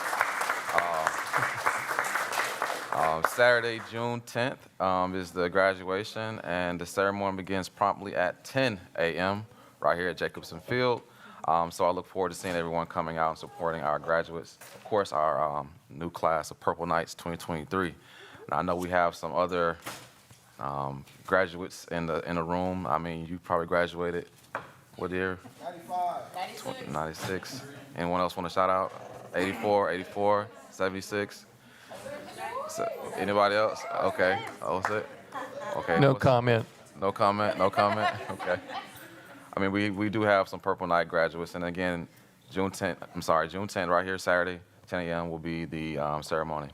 We also had some retirees and years of service honorees. We honored 19 retirees who together have served our students and families and our district for 489 honored this past Friday at a special event. Mrs. Sonia Bagley and Mrs. Heather Albrecht, two of our occupational therapists, were recognized by the state of Wisconsin Council for Administrators of Special Services for their passion and drive for providing therapy to our students. So again, another big shout out, although they weren't necessarily retiring, but I want to give a shout out to them as well. So we had some great celebrations this past week. Just as a student update, I want to congratulate Beloit Memorial High School students Lacey Munoz Sweetberg for their third place finish at the Midwest Regional Youth Entrepreneurship competition in Chicago. We always have students that travel and do great things, and sometimes it's just good to put their names into the atmosphere. Lacey pitched her idea for Student Layer, a safe place for students to go year-round for tutoring, homework help, or to interact with like-minded students. The top 3 award winners, this includes Lacey, will advance to the national competition in New York City. And so again, our students are not just doing things locally right here, but we're also taking it, of course, throughout the United States. I would also like to congratulate Beloit Memorial High School seniors transitioning from youth apprenticeships, and we'll hear a little bit more about that program today. But transitioning from youth apprenticeships to full-time employees with Frito-Lay, Mason Lopez, Ian Skiing, I might be saying this last name wrong, I apologize for that. Skilling, is it Skilling? Skilling? Okay, thank you. Emmanuel Alves Vargas, is it Vargas? Okay. Our school district outpaces the state 3-1 in our work-based learning opportunities. I think sometimes we forget to say that as well. Again, we outpace the state 3-1 in work-based learning opportunities. So a big shout out to our students and the work that our students are doing, not only our students, but of course our staff. This is a perfect example of our commitment to the work-based learning. I'm ensuring that students graduate, career, and again, of course, college ready if they so choose. I'm also excited to share, I know Mrs. Charles mentioned that it'd be nice to bring people to the podium. She didn't know I was going to be doing this today, but I am excited to share some news as it pertains to the Grow Your Own program that we have right here in our own district. And I'm going to ask Mrs. Papke to come to the mic and share some information about our program. And Mrs. See you walk in, sorry. Mrs. Hendricks-Nora too. She snuck in. Yeah. Thanks for letting us come to speak tonight. I want to give a few highlights on the Grow Your Own Multicultural Scholarship Program. We have one former recipient now who is currently teaching at Todd. Her name is Evelyn, and she's a dual language teacher, so she is our first teacher to come into the district after completing her program and receiving the scholarship. Karen Soto is another recipient. She just graduated from Beloit College. She will begin her master's degree in school counseling and wanted to make sure I told you all that she's excited to returning to Beloit, and she'd love to end up even at Beloit Memorial High School. Jaden Bell has just finished his 3rd year at Rockford University studying kinesiology. Had to practice that a little bit, and will complete coursework to become a physical education teacher. And if John Dupuis, if you're watching, he would eventually like to become the athletic director. I just had to put it out there. So this year, we were again granted a generous gift of $10,000 from former Senator Tim Cullen. And then the other majority of our scholarship comes from payroll deductions and staff donations. So we will end up the year with approximately $11,000 from staff, $10,000 from Senator Cullen, which puts us on the path to offer at least one more scholarship. But tonight we are celebrating 2 recipients. So Azaria, can I invite you up?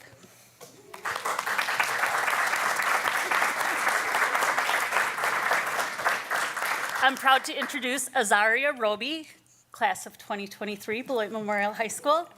She will be walking that stage on Saturday, but she is a lifelong Beloit School District student. She began at Robinson, moved over to Morgan, and then to Fruzen for her intermediate school, and again will cross the stage Saturday as a proud Purple Knight. She recently, last Friday, attended her freshman orientation at UW-Whitewater, where she will attend college, and her hopes are to become an early childhood teacher working with our littlest learners from birth to 3rd grade. So she will be receiving a $20,000 scholarship for her 4 years of education.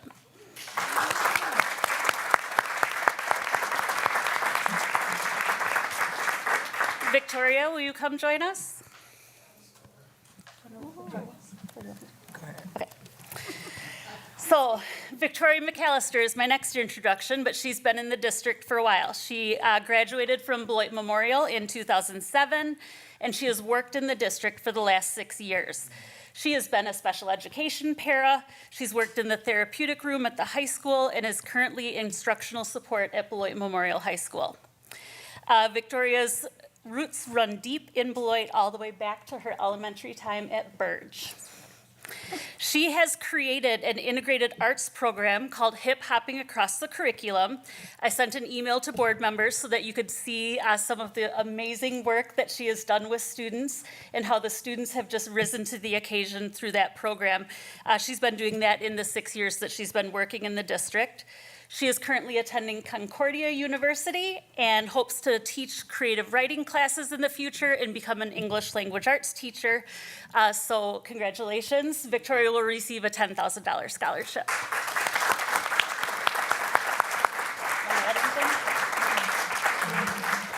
And we would love to come back and do some fundraising with you in the fall or over the summer. So thank you so much for your support.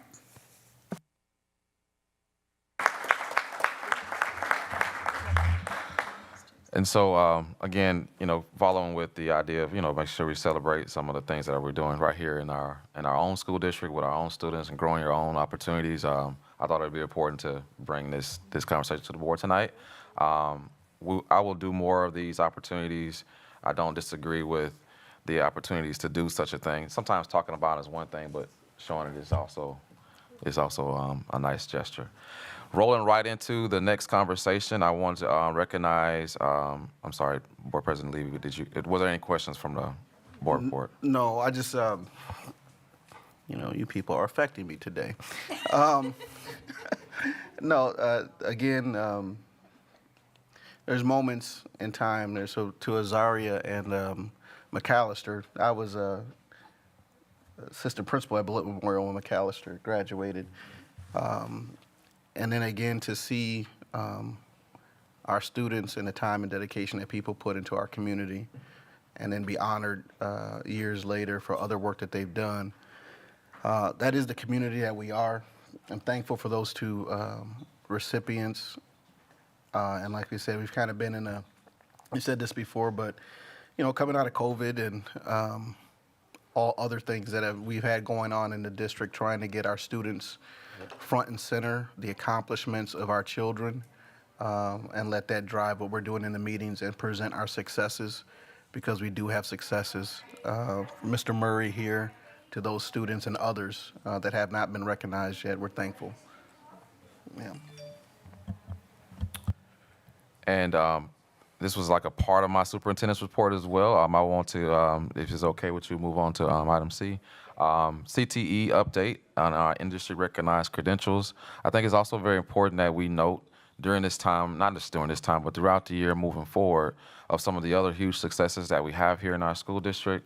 When it comes to academic achievement and student achievement, these are the things that help move our strategic plan forward, but not only move our strategic plan forward, but move our conversation around opportunities for our students. That access conversation is very important to me. It's an equity conversation that does not need to be left off the table. Again, I think back in the day when we were in school, we were told that we had to go do certain things, right? And now those opportunities are wide and vast. And I think the School District of Beloit has positioned itself to open up those doors for our students to see the wide opportunities that one could have as they produce for our society in many different ways. And so I'm going to turn it over to Mrs. Mortek and Mrs. Jeff Stenroos for a brief conversation around our CTE update and industry recognized credentials. Good evening.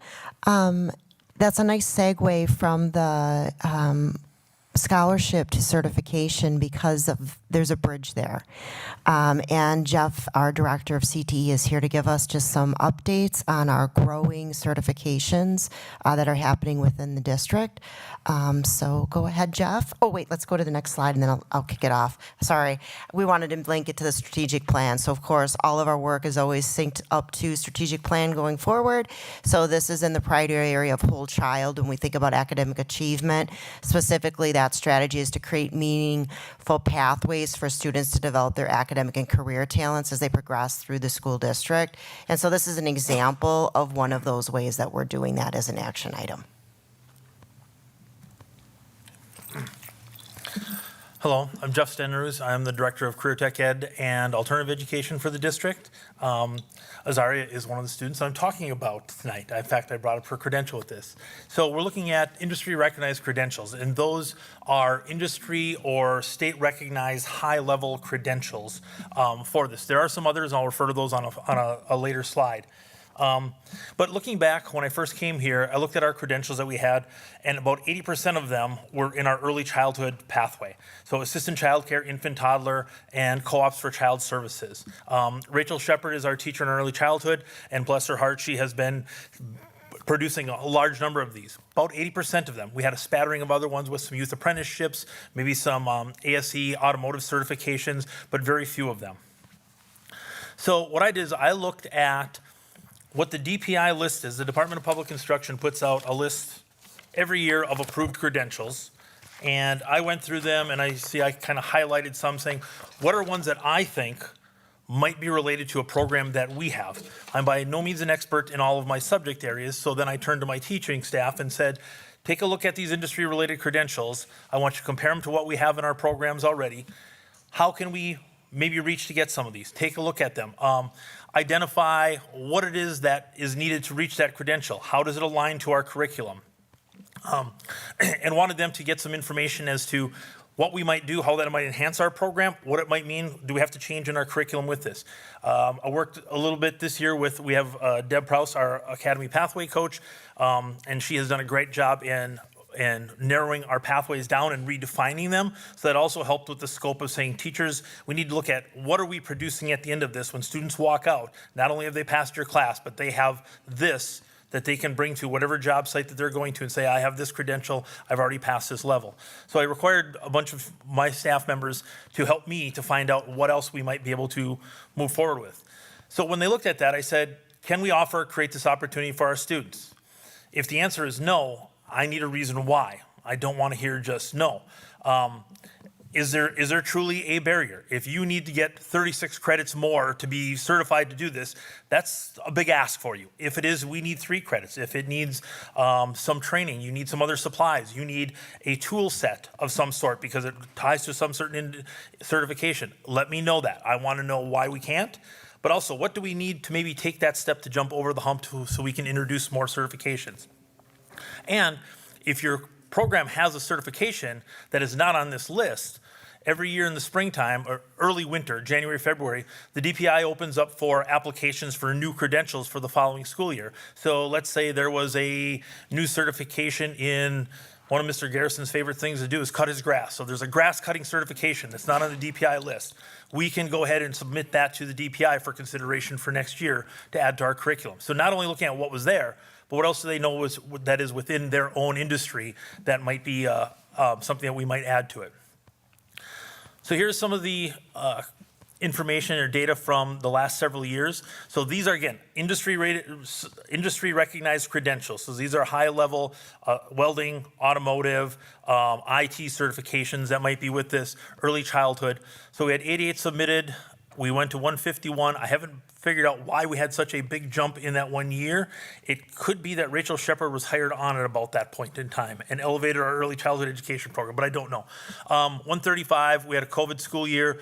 We went to 129 for last year. So these always follow the year after when a student graduates, then they get analyzed. So I'm analyzing the 2022 ones. They were submitted last summer. They analyze and review them. We get the information for them in the springtime. We'll be getting it very soon about this 2022 class year. There are some other industry recognized credentials. Other school districts may say we've earned 500 credentials, 700 credentials. And they are true, but they are some ones that are not industry recognized. They are a step down. OSHA 10, OSHA 30, a CPR one, it could be, there are some work-based, site-based, it says simulated work site.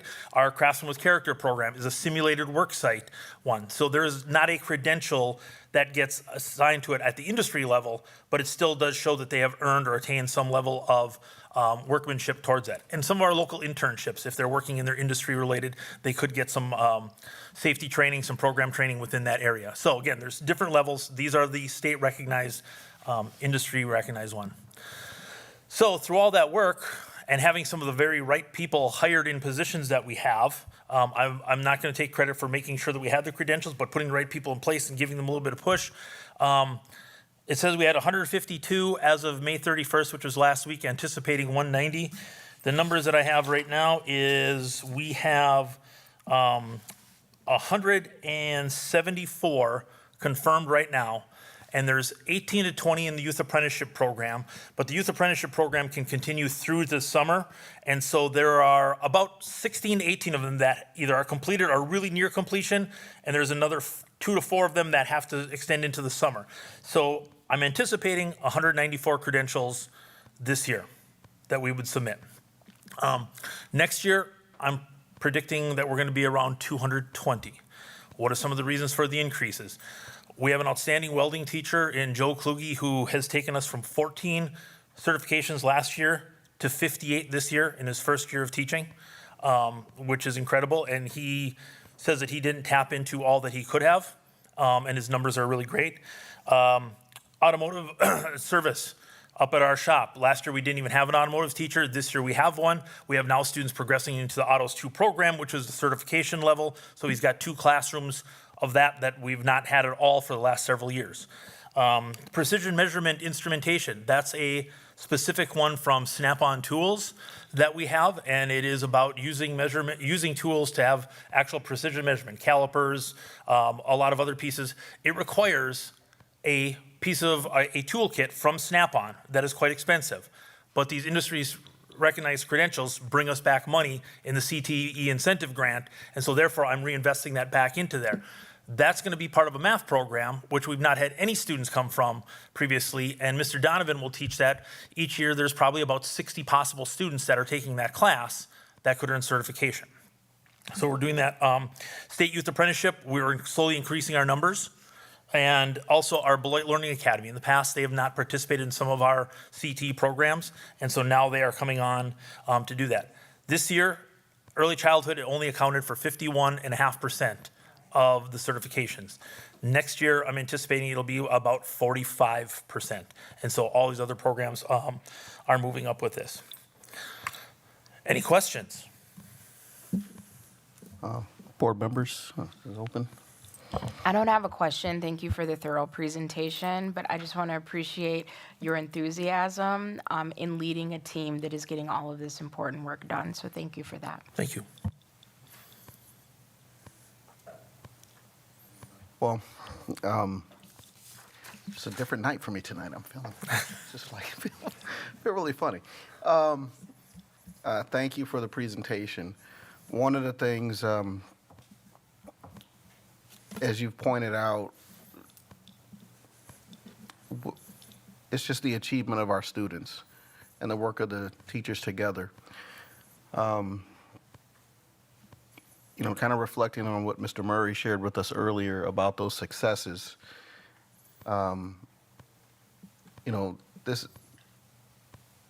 we are a successful district. People are moving through. And yes, kids are skipping classes and hiding in bathrooms also. That's school. It's not to minimize people's points about things that need to be fixed. But this type of celebration of our students, you know, when you say 174 certifications, those are kids, those are young people whose names are attached to those that are walking out of high school with tangible skills. Oftentimes we do celebrate the 5s on the AP test, but we are here with about 5,000 kids creating pathways for all of them to do the thing that they want to do. And I think that that's very important. With the incentives, because I know that, like you said, we're getting a reimbursement on the certifications, or we're getting, where is that at, and like how much is that bringing back? So when I ran the numbers from the years from that data sheet that I showed you, approximately how many of those are then part of the grant?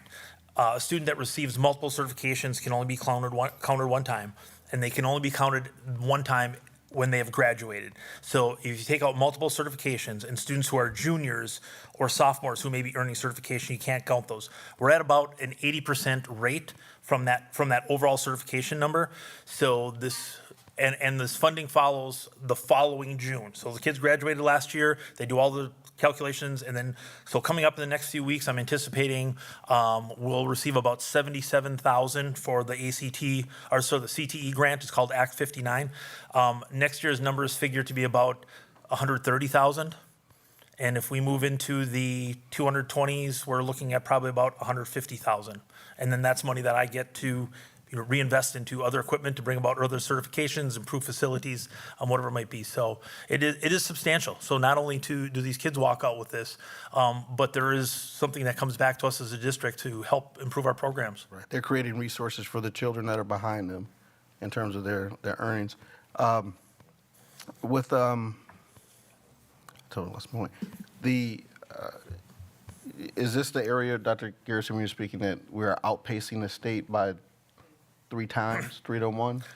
Or what area? What area? Yeah. You get me confused. No, we are in work-based learning opportunities. That's something else that we're working on. However, 2 years ago, we were about number 6 or 7 in the state as far as numbers of certifications. I've put it out there publicly. My welding teacher, Joe, has put it out there and started to lead the team. We want to be the number 1 school in the state of Wisconsin for industry-recognized certifications. But we're not the last. Oh, we're in the top 10. We are, and we are we in the top 10 now. We're not number 421 is what. No. We are in the top 10, and our goal is to be number 1. So that is not unattainable. So I think I'm sorry, was it? I can't help it. I'm sorry. No, it's okay. Hi, I wasn't going to, but I do have a couple, just so much appreciation for you and for everybody who's involved in the program, because I don't shut up about it because I get really geeked out when we talk about this, but that was my old job at Blackhawk Tech, was to sit down with Mitch and do all the little pathways and stuff, and I'm so excited to see that it's so thriving. So a couple of things that we had floated back then, and I'm wondering what your thoughts are on, is we're looking at using the clearinghouse to produce longitudinal data to see how many, because there are college pathways that come out of these industry recognized pathways, right? And so, for example, we just saw a child honored this evening who's going to continue at Whitewater with their ECE work that they did with Blackhawk, I'm assuming, and everything else, right, with Rachel. And so I'm wondering, if we could maybe in the future see some data on how many of our kids are carrying this through to completion, whether that's a 1-year, 2-year, or 4-year degree or technical diploma. You ahead of me on that one? You're smiling. Well, I'm going to tell you, part of our Perkins grant, we're required to follow up on all of our CTE concentrators. Our response rate is very, very low. So it's extremely difficult. It's like 4 questions, and we're getting better. But yes, that is something we already do follow up on. Yeah. We just don't get the data back, and it's when you have. And that is CTE concentrator, so it's more than just these credentials. No, understood. I just like to brag on our kids. And then the other thing is, another thing that was kicked around at one point is maybe an honor at graduation, like a cord, for people who complete a credential, just as a former AP teacher, the work is pretty commensurate. It's college level work, right? Is that something that's maybe in the works? Yeah, we've talked, Deb and I have worked quite a bit and talked about that anything, and I thank, Teresa for, supporting it. Anything that is above and beyond the regular curriculum and is another level is higher learning. And how do we recognize that? They're equally as important. They are different, but one achieving, a certification in welding or somebody getting college credits in a dual credit class or passing an AP class, they're all higher learning. And so how do we recognize those? So we are working on that. Yeah, I would love to see that. Thank you so much for your work. It's really important. It's I'm just going to add, part of this report is not just to, of course, this is actually to remind us all that there's a lot of work that's happening in our district, and it's great work that's happening in our district. And this work goes beyond us, because we're at graduation, and you think, oh, no, graduation, but this work goes beyond us. And our kids will still take a skill with them into, again, whatever path they take, and that's very important. And so I'd like to thank the team for, putting this report together. I know I asked for it on the bottom of the 15th. But again, thank you for moving expeditiously to make sure you put this report together for the board and for our community, because I think it's timely that we make sure that people know that there's other opportunities that are happening in our district, and people need to know that as well. Thank you. Thank you.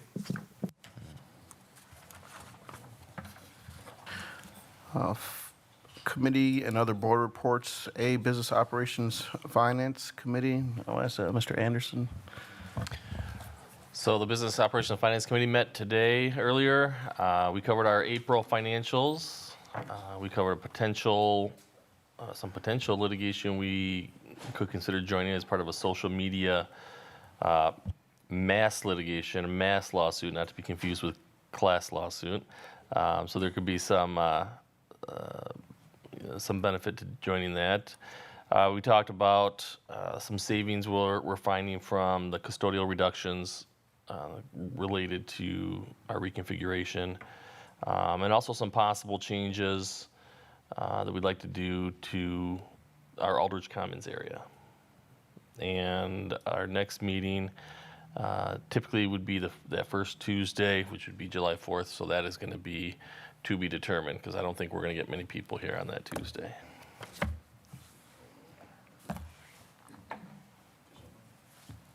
No report at this time. The Governors Committee, we did meet. We discussed and received the report from the EUA about the facilities study project, and that'll come back to the full board at another time. Legislative update and policy. So I'm our new legislative liaison, and it is the last week of school, so I did not put together a very beautiful report like Board Member Levy did prior, but they will be coming. But I did ask Ms. Shope to attach a copy of the URL to the WASB legislative update. Interestingly, there was a hearing today about allowing school board members to become bus drivers due to bus driver shortages, so I thought that's of interest, and it actually is supported by WASB. If anybody has any thoughts or comments on that, you can contact your, state legislators.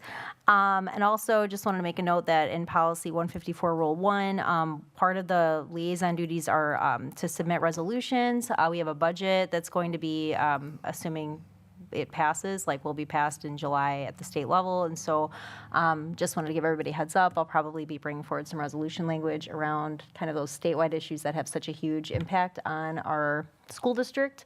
I know it's a culture that hasn't been really prevalent on our board, but it is a culture that's robust in other state boards here in Wisconsin. And so I just wanted to give everybody kind of a heads up on that. Thanks. The Policy Committee will meet tomorrow, Wednesday, June 7th at 5:30, and the agenda is posted. Feel free to join us.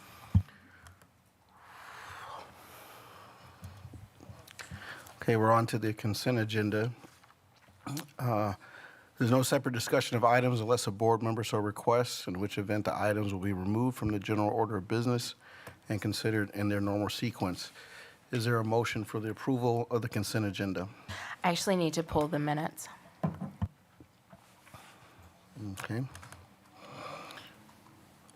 I'd like to move to bring the consent agenda to approval minus item F. Is there a second? Second. It's been moved by Board Member Miller, seconded by Board Member Schneider. Is there any discussion?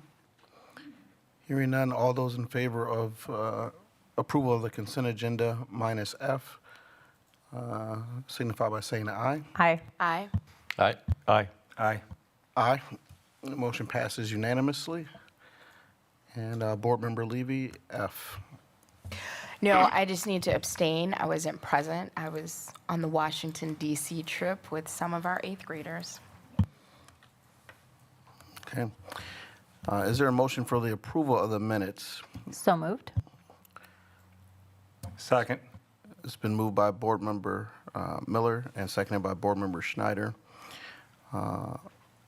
Is there any discussion? Hearing none, all those in favor signify by saying aye. Aye. Aye. Aye.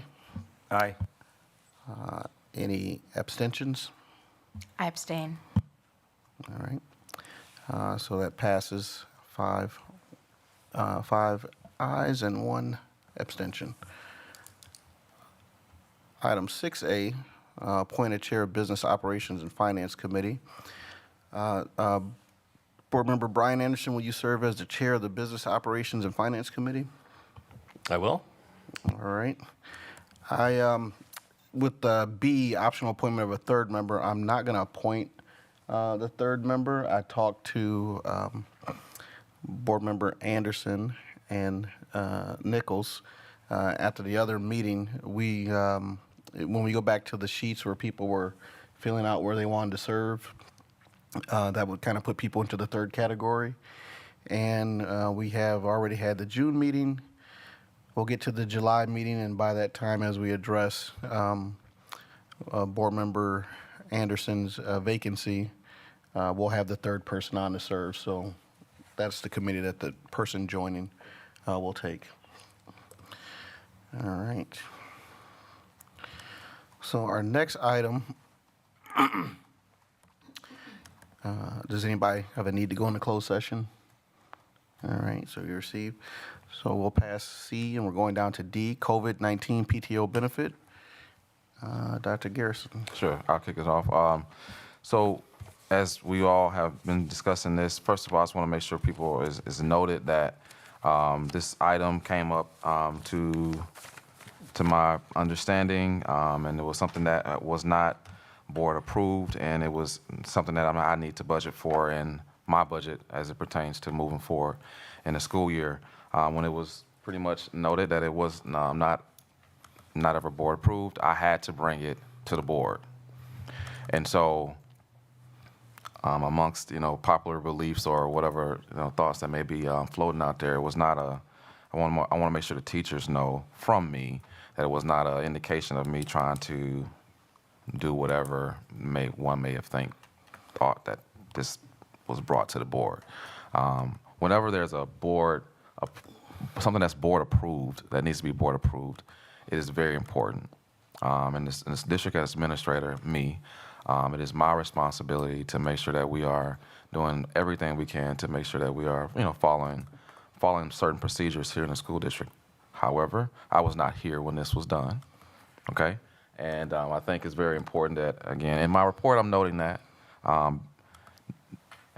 It's also very important that I note that we have to have this discussion and we have to come to a realization or a decision so that the board can vote on it, the board can make a decision, and we can move in the way that the board decides in this conversation.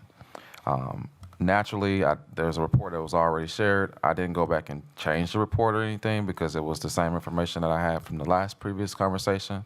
Naturally, one could argue that those numbers could have went down, but also wanted to make sure that people had the same information or accurate information that I was able to provide at the last conversation. Additionally, it's very important for us to note that when we're thinking about the PTO paid time off, and like I mentioned in the May 16th conversation, we have multiple opportunities in this conversation to look at, overall cost. And initially, when this was done, again, we have to look at overall cost. And that was my responsibility to bring that overall cost conversation to the board, okay? It wasn't just PTO, paid time off, that was initiated in this, but I also had to look at the substitute cost for this. And then when we don't have substitutes, the cost that teachers could bring to this conversation as well when they fill the vacancies or when someone can't fulfill a substitute ticket. And so those are the things that I had to bring to the conversation for the board to make a rational decision or a decision. I shouldn't say irrational, to make, not irrational, to make a rational decision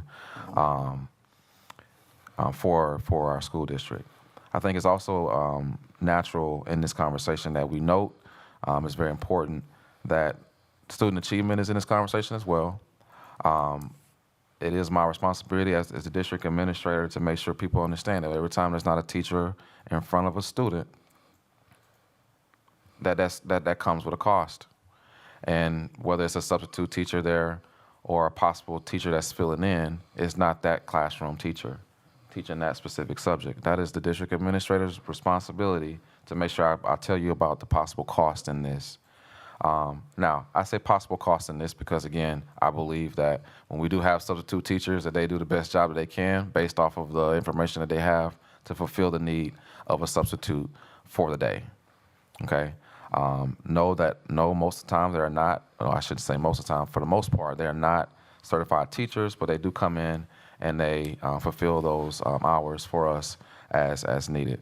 And again, we do also pay our teachers when we can't get substitutes. And in those cases, we do have certified teachers in front of students. Lastly, I would like to say, and kind of kicking off, this thought for the board to, to make a decision. I think we are all responsible for dialogue in this conversation, and so naturally, I would love for the course to hear from the board and hear what the next steps that is possible. We are, regardless of what is put out there, we will have to make a decision on how we're going to make these payments on this because it's still going to come with a cost regardless of whatever is decided. And so whether it's in substitutes or whether it's in paying teachers, we have to figure out on my side, I should say myself and Mr. Chady, how we're going to pay for these opportunities, moving forward. With that being said, again, my report remained the same. If you have any questions, I will answer those. All right. We'll just start off with each board member as we work our way towards consensus and what we'll actually do here. Any statements on the PTO benefit? And we'll just work our way down or around. Chime in when you're ready. Say what you want to say. Hi. All right. So we discussed this last week, or not like last week, at our last board meeting, and I really appreciated hearing from the BEA and what their thoughts were. I also appreciate the importance of changing direction with fiscally how our district has been run. I don't believe that this is like the hill to die on that, and I fully support what was presented. I think this was there's just no comment on our present administration because there was a previous administration. This was, as far as I can tell, an administrative failure, and I don't believe that our teachers should have to pay for it out of what they believe was already given to them. So I'm in favor of what the proposal was, which is not to pay out because that wasn't the intention, but I don't believe it should sunset or go away. So I'll just jump in. Oh, go ahead. Nope. Ladies first. Well, thank you, Sarah. Same statement, but for anyone who didn't hear it, thank you for reading that in my absence at the May 16th meeting. I remain deeply disappointed that Dr. Kieser offered a benefit to the staff that created a significant financial obligation for the school district of Beloit without the approval of the Board of Education or a plan to pay for it. I cannot support the continuation of a benefit that was not funded through our budgeting process or approved by the board. So that's my official statement and position. And I will just add that the financial situation we find ourselves in, community members are demanding, I think rightfully so, that we are fiscally responsible and that we do things in an appropriate and predictable manner. I think that Dr. Garrison and his team has worked really hard to reimagine our budgeting process.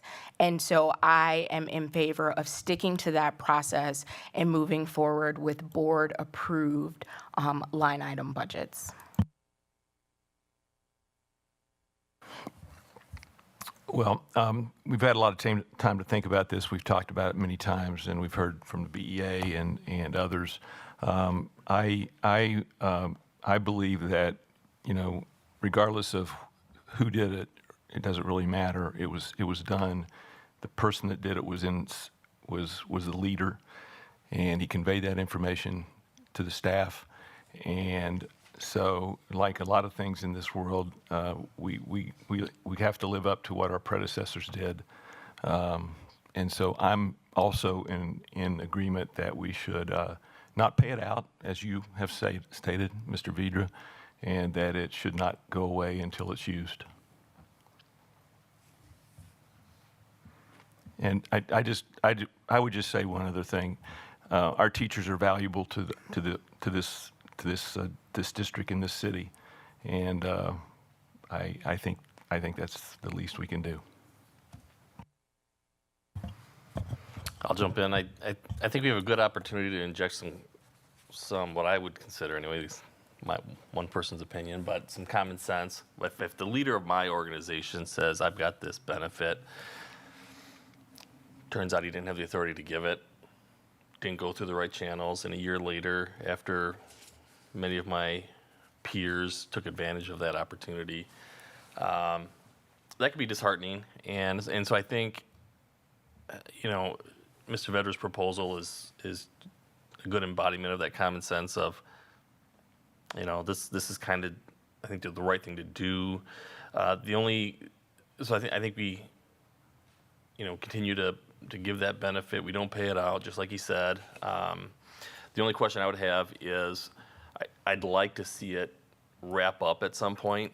If we've got someone that received this benefit in year 2 and they happen to be our 45-year superstar, employee, that's a long time light item. That being said, when we talk about the budget concern, the longer you draw it out, the less of a budget concern it is each year, right? So you can absorb it easier by not sunsetting it. You can wrap it up by putting some artificial deadline. So whether that's no sunset or some reasonable time so that it gets used for the purpose intended, which is time off as planned personally by each person, I'd be open to that. But there you go.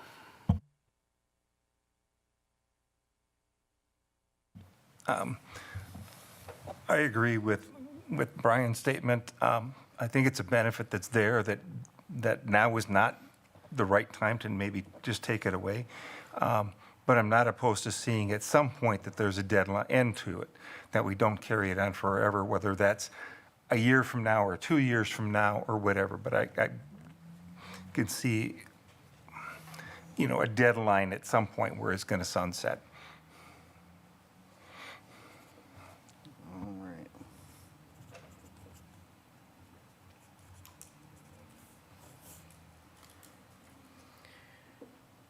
Okay.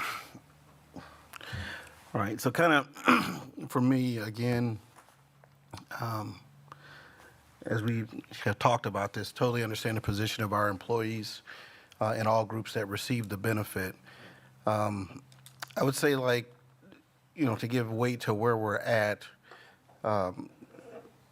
for us, as I said, we've chewed on it. We've had legal counsel because it is something that could become a legal matter. And in that's in the space of, what does it take to be a proper financial steward of what we have in the district? Because you can't have people take actions that the board does not approve and just confer benefits on employee groups.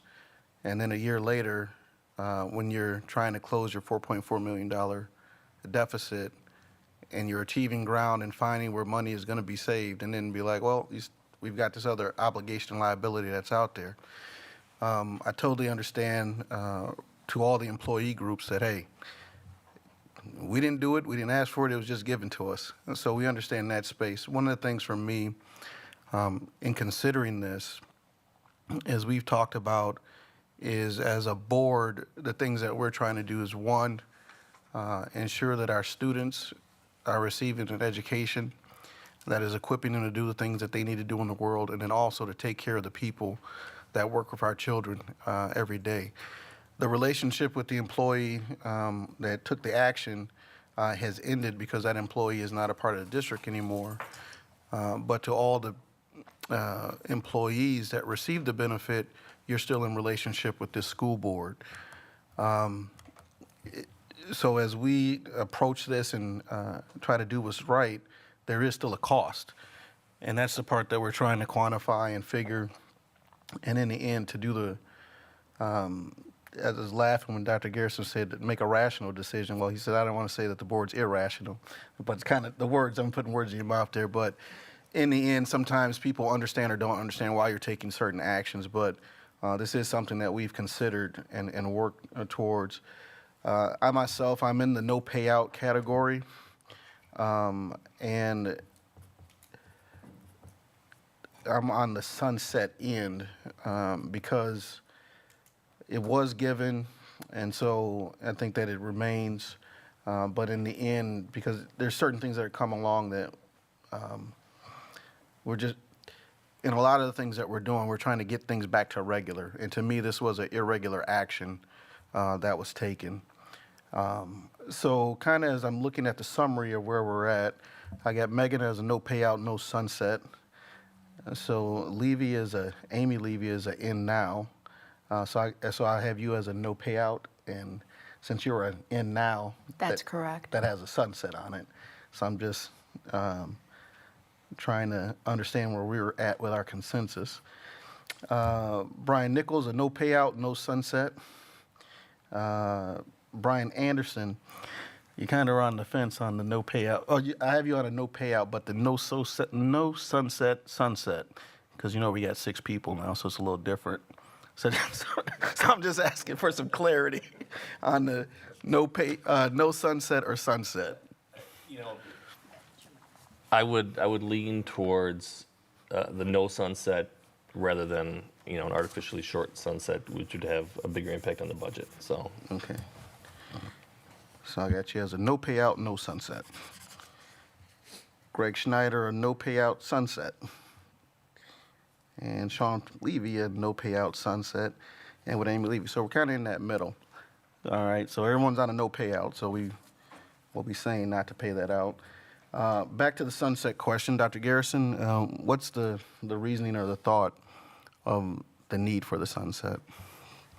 Well, I don't necessarily have a thought, but if you're asking me to look at the budget from that perspective, okay. Budget impact, yeah. Sure. So the budget impact, again, with the sunset, naturally, it ends based off of the time frame that is decided. Whenever there's a sunset, naturally, again, like I shared before, we have substitutes, and there's a cost with that. And I shared that in the report, a little over $200,000 that we was just to take a snapshot right now.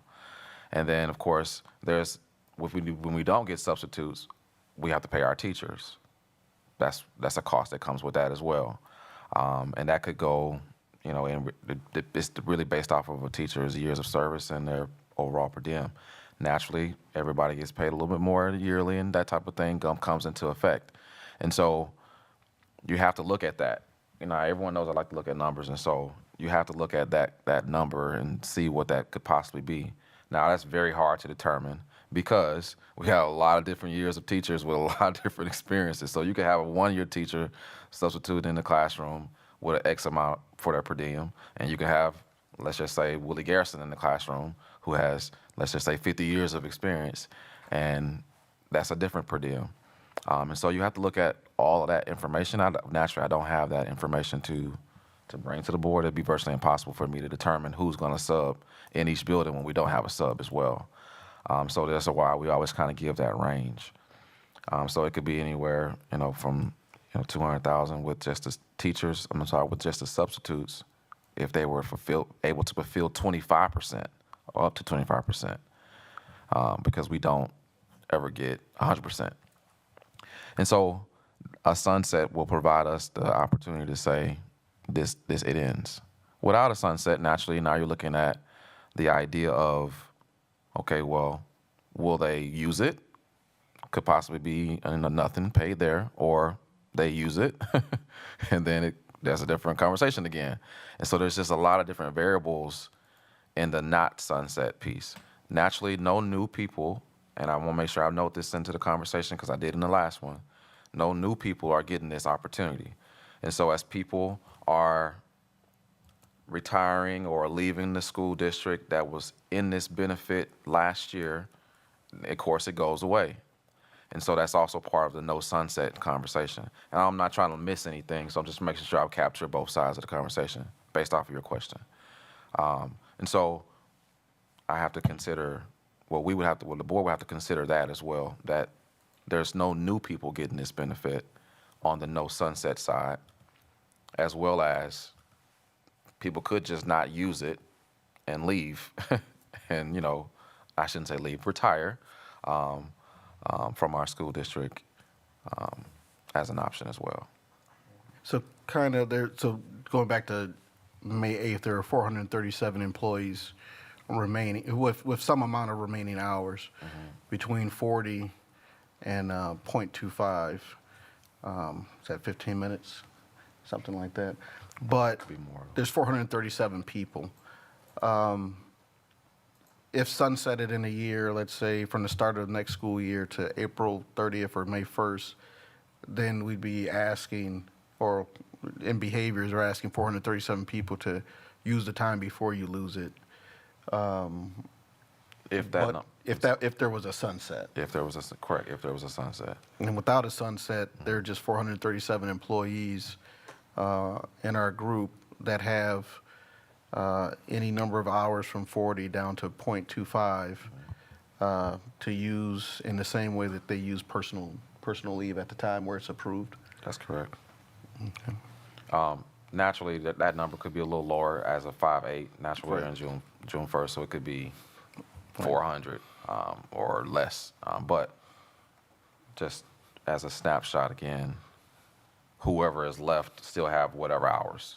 And as it stands, one of our higher numbers is the 32 to 40 hour group, which is 93 people. Right. Yeah. And then, just on the benefit continuing, with the sunset and people needing to use it before the end or before a certain date, we're going to move 437 people that if they want to take advantage of their benefit to take off time next year. Based off of the board decision, correct.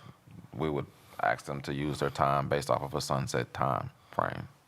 So, and they could use it, they could not use it. I mean, it's pretty much up to the grantees at that point, if the board made that decision. All right. So I'll give a second time around for anybody. Yeah, I'll jump in one thing. So one thing that I missed the first time around it, what I'd like to see as well is for the people that made retirement decisions thinking they had this benefit, and that's 17, 19 people, whatever that number is, I think they should be paid out if they have remaining balances, because that had been the practice. And they may have, I don't know that they made the decision based on that, but I think they, with that small subset, I think that's, might be a good option. Okay. So, Brian Anderson, I'm going to change you to a payout, no sunset. No. Okay. Nope, it's a no payout. No payout. For an ongoing. Oh, for ongoing. But it's somewhere around 19 or so people that have chosen early retirement, or they still work with the district today, but I understand what you're saying. They know their end date. They've already made the decision to retire, and I just feel like they've made a decision with a certain set of facts. I got you. Okay. Got you. All right. And I think 1 year is probably a little light for the same reasons we just talked about. That's a lot of hours to get through. Right. And again, You're on a no sunset already. I got you. All right, you got it. I yield the rest of my time. Hey, I do not want to be perceived as bully. All right. Okay. Second round. So if I'm allowed to make a point about sunset versus no sunset, I'm just teasing. Okay, so I just want to iterate. I totally understand that it's like an annoying budget item, and I think we're all. I don't want to speak for everybody. It's a frustrating situation to be in, and I'll just make 2 points. It's the frustration should be borne by not the teachers. I would just say that, and secondly, I just feel like, as a teacher, if I know my days are going away, I'm going to be in frontline like day off, day off, day off, day off, which I want to actually lift up something that Board Member Levy said that I thought was absolutely beautiful. Total full confidence and excitement about the direction you're taking us in, Dr. Garrison, financially. I think you are already showing us great things to see now and in the future in terms of how we manage our budget and the financial decisions that we're making, and in the spirit of exercising that full confidence in your ability to make those systemic necessary changes, No, well, besides just figuring it out, but I mean, I just feel like we're going to be in a better situation down the line. And I would rather spread it out where like a few years down the line, we're going to be in a better financial situation than we're in right now. Like I have full confidence in that. So why would we create an artificial like bottleneck? Right, exactly. Artificial time, but an artificial bottleneck of people using a bunch of days that creates, it just sounds like a big thorn in everybody's side. And so I think since the consensus is to keep it, we might as well just keep it. It just seems irritating, but maybe less problematic in other categories just to not sunset it to me. Any other board members? And then we'll close up so we can take action. Again, I agree with Megan. Dr. Garrison, you've done an amazing job in the short time you've been here, and on the financial side, that's for sure. And this doesn't take anything away from that at all.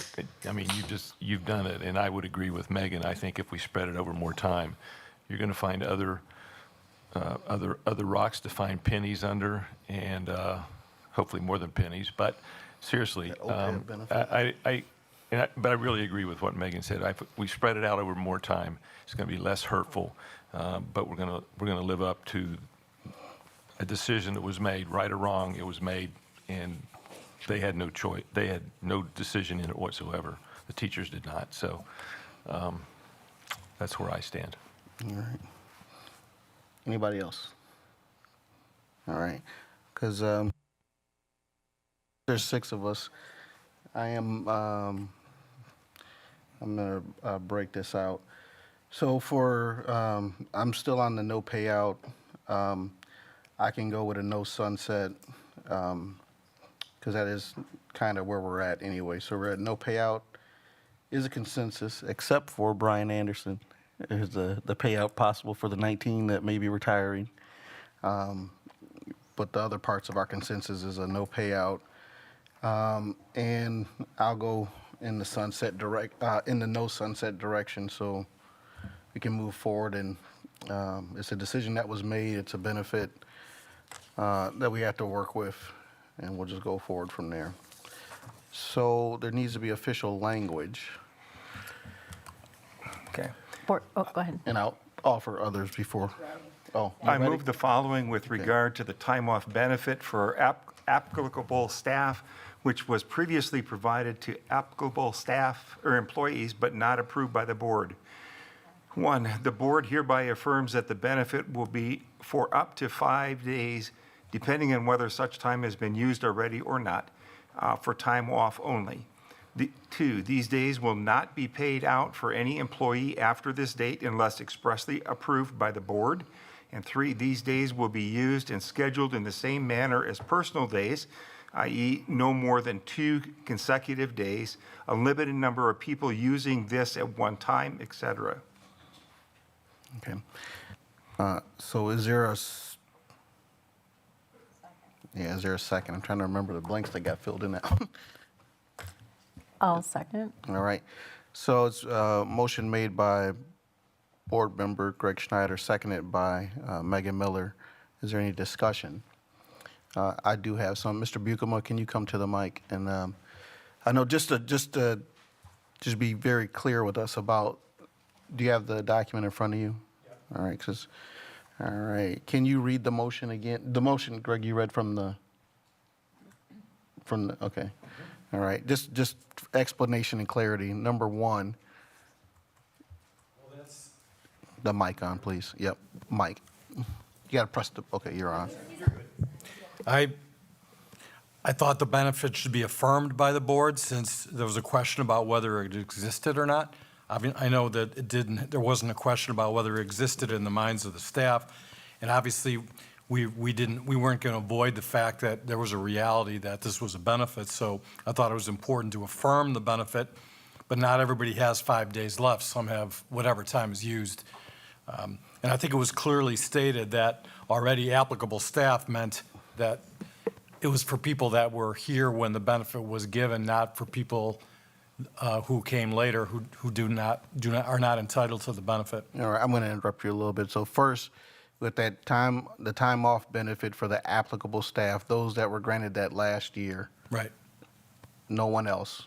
right. We have affirmed the benefit that we did not approve previously. We are now saying that that is a thing, Right. okay? These days will not be paid out after this date unless expressly approved by the board. So as Board Member Anderson's talking about possible 19 people that may come there, That would have to be a separate motion. okay? The days used and scheduled in the same manner as personal days, so that's the way that this will be administered, the way it was That's as written? I understand it under policy, it's treated, and that was clear in the memo from Dr. Keyser, they're handled like personal days, and Mr. Vedra spoke about that specifically, so I think I sense alignment on that issue. Right, and we did not address number 4 on our paper. Right. Because, okay. So there's clarity. I have clarity now. I know what I'm voting for or against, yes. I'd All like a right. roll call vote, please. I still have some questions. Okay, Brian Anderson with some questions. So again, if there's not an appetite for, I understand it'd be a separate motion, but as long as we're in discussion, just to see if there is an appetite to honor the payout for the number of retirees that I'm assuming is a June 30 date, whatever, that date. Just a point of order, since that's not a part of this motion, if you'd like to raise a separate motion, then we can have discussion on it. No, because it specifically says that there will not be payout. So if we're having a discussion about something that's the opposite, it can totally happen. But once we clear this motion, if you want to bring a new motion, then we can have discussion on that.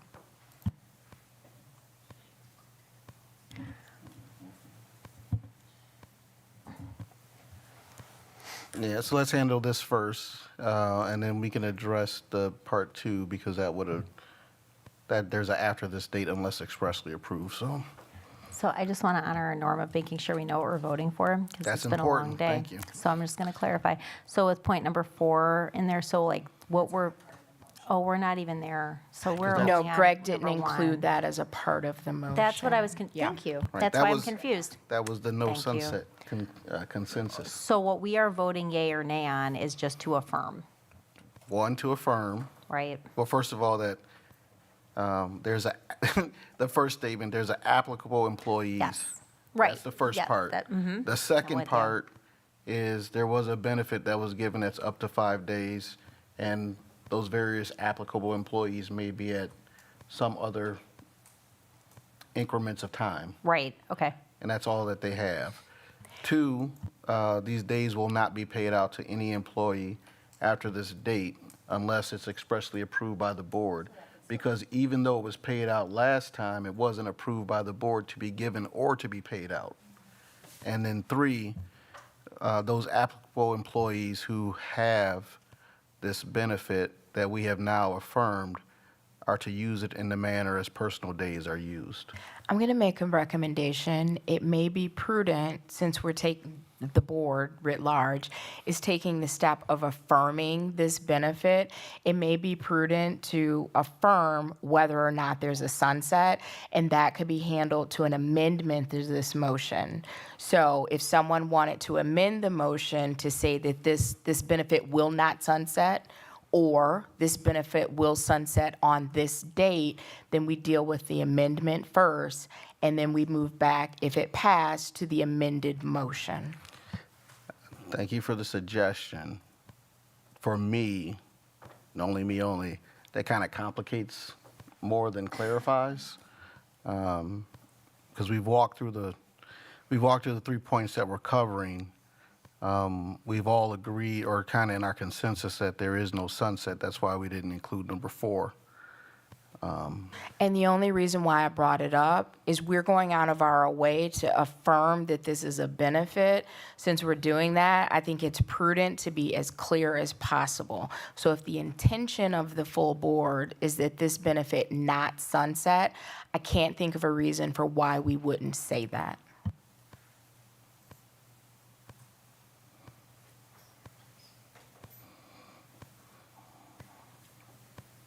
I'd like to offer an amendment to the motion to include that the benefit will not expire and that any Until days. used?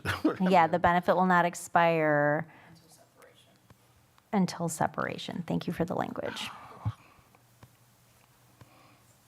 Mr. Buckham, I know you're on the spot here. Do you have for what Board Member Levy has expressed, do you have a right and something that can be written that provides the clarity so it can be done cleanly? She just provided the amendment to the motion. We just need a second if someone's interested. I would only, can I speak on that? I would just say, I would humbly suggest you say unless used or use or separation. Since there wasn't a second, you could amend your amendment. So I would like to propose an amendment that this benefit will expire at separation or until they are used. Does that work? Okay.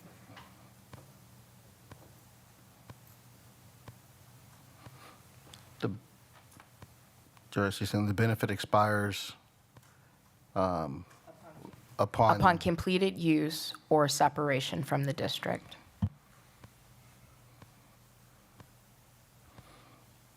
Okay, I'll second that. all right. So then the,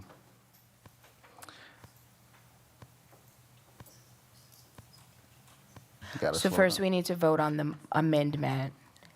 If the amendment passes, then we'll vote on the amended motion. And I'd like a roll call vote on both, please. Read the amendment again, please.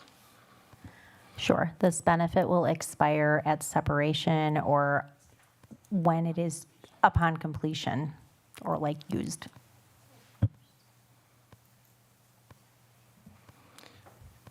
I have it slightly different based on things people were saying. Do you want me to read what I have? Read what you got. I have this benefit will not expire until completed use or separation from the district. That works. Let's go with It that. Does means that the work, same or do thing. you want Yeah. something else? Nope, that is beautiful. Read it Thank one you. more time, please. This benefit will not expire until completed use or separation from the district. All right, and so we're voting on this amendment first with a roll call vote. Okay, could I So- get clarification on who seconded? Thank you. Any more discussion on this one? All right, well, You ready for a roll call? ready for roll call. Okay. Brian Nichols, Aye. Brian Anderson, Aye. Megan Miller, Aye. Amy Levy, Nay. Greg Schneider, Aye. and Sean Levy. Aye. Motion carried, 5-1 All right, so now when on we. the amendment. On the amendment. So the amendment is the three things we already clarified? Now And the amended motion covers 1 through 4. And 4 reads that we just affirmed. Can you read that again, Michelle? Yes, this benefit will not expire until completed use or separation from the district. All right, so until the employees exhaust their time or they separate in employment, that's how long the benefit is. Okay. So now, back to our motion, and I'm asked for a roll call vote. The Okay. motion is encompassing all 4 things. Correct. Whenever you're ready, Michelle. Okay, Greg Schneider, Aye. Amy Levy, Nay. Megan Miller, Aye. Brian Anderson, Aye. Brian Nichols, Aye. and Sean Levy. Aye. Motion carried, 5-1. Okay. Now, Mr. Anderson, you had something else that you wanted to go into on this one? You know, and I wish I had the numbers to quantify it, because it may be, it may not even be an issue, you know, but is it possible that we've got a group of employees, maybe somewhere around that 18 to 20 in numbers, that have taken our retirement option or are retiring? That's somebody that left employment a month ago, received. They've made the decision a month ago to take retirement that they wouldn't get now. That's my concern. Now, maybe they've used theirs, you know, I don't know, but I would wager that it's probably not a very big number, but. Is that kind of like, are there any in the expected retiring class that are applicable, that have hours that express a desire to be compensated for them? Is that what you're asking? Correct. All right, to the administration. So right now, there are 6 of the 18 retirees that still have time. That's your question. That if you wanted, if the board decides to pay them, that those 6 of the, so I count 1, 2, 3, 4, 5, 6, 7, 8. So I guess my thought would be to honor for those 6 employees that are applicable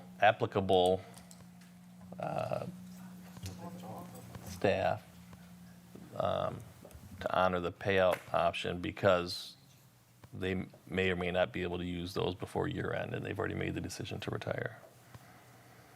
Maybe they use the time off and they don't get paid out anyway. I mean, that they would still have that option. Again, I just want to make sure I answer your question. There were 6 of the 18 that still had time, that they could use between now and, in this case, Friday.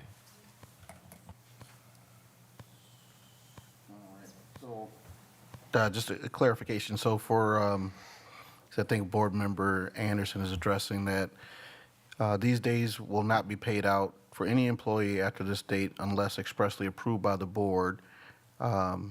So in that group, there's 6 people. Do you know, I know you could find it, but how many hours collectively with that 6, is that there? So collectively with that 6 is, I need a calculator. Sorry. I didn't calculate that part. But it's going to vary between category, individual, each 6 correct, people, right? Plus. Do we know the employee groups of the retirees? Give me 1 second, please. Okay. So there's a total of 116.5 hours. That's for those 6 that still have time. Now, of course, their payouts would be different based off of the employee group. Right. So, Mr. Anderson, are you trying to figure out if we should, like, collectively address those 6 now, or do you want to wait, or what do you? Well, if you wait, they're done in a week, right? So. Well, I mean, I would ask maybe Mr. Bukama that, like it says, unless this date is expressly approved by the board, if we were going to take action, I don't know, when would the action need to be taken if that was a decision the board made? Seems to make sense to do it before they depart. Otherwise, you could do it retroactively, but then they're out the door already, so. Right. So as we work our way through this, the item that we're at right now is not a part of any of our considerations over the last month. So that's kind of the part about, takes time to get there. But I understand what you're asking. I don't know how you would like to handle it, or what your passion is to drive at this moment. It could depend. I'd like to. It's up to you. I mean, or we could say we know we might have something else to deal with 6 people and come back around. I mean, I'd be okay with if one or any of those 6 people come to Dr. Garrison and say, hey, then maybe that's something that we could address. So as not to address something that's not even an issue. So basically, so Dr. Garrison, because if it comes up as an issue, then you'll bring the next issue to us then, because it's not on our agenda, but it's an outcome of where we're at. Are we asking for? I'd like to call the question. Is there a motion that you would like to submit to the board for consideration? No, because I think the data that we're looking at is dated enough that there might be it might be a minuscule or zero time that we're talking about. So I guess I'm okay with handling it if it were to present itself. Thank you.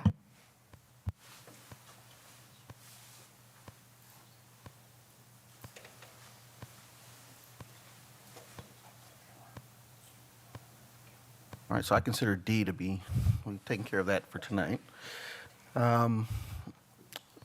We have discussion items, 7A, CLC grant update.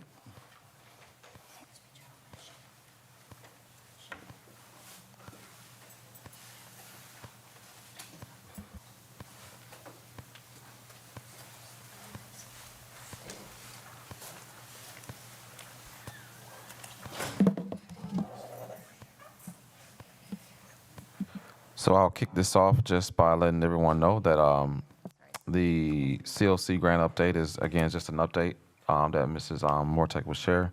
Naturally, in our business and finance conversation, we talked about grants today.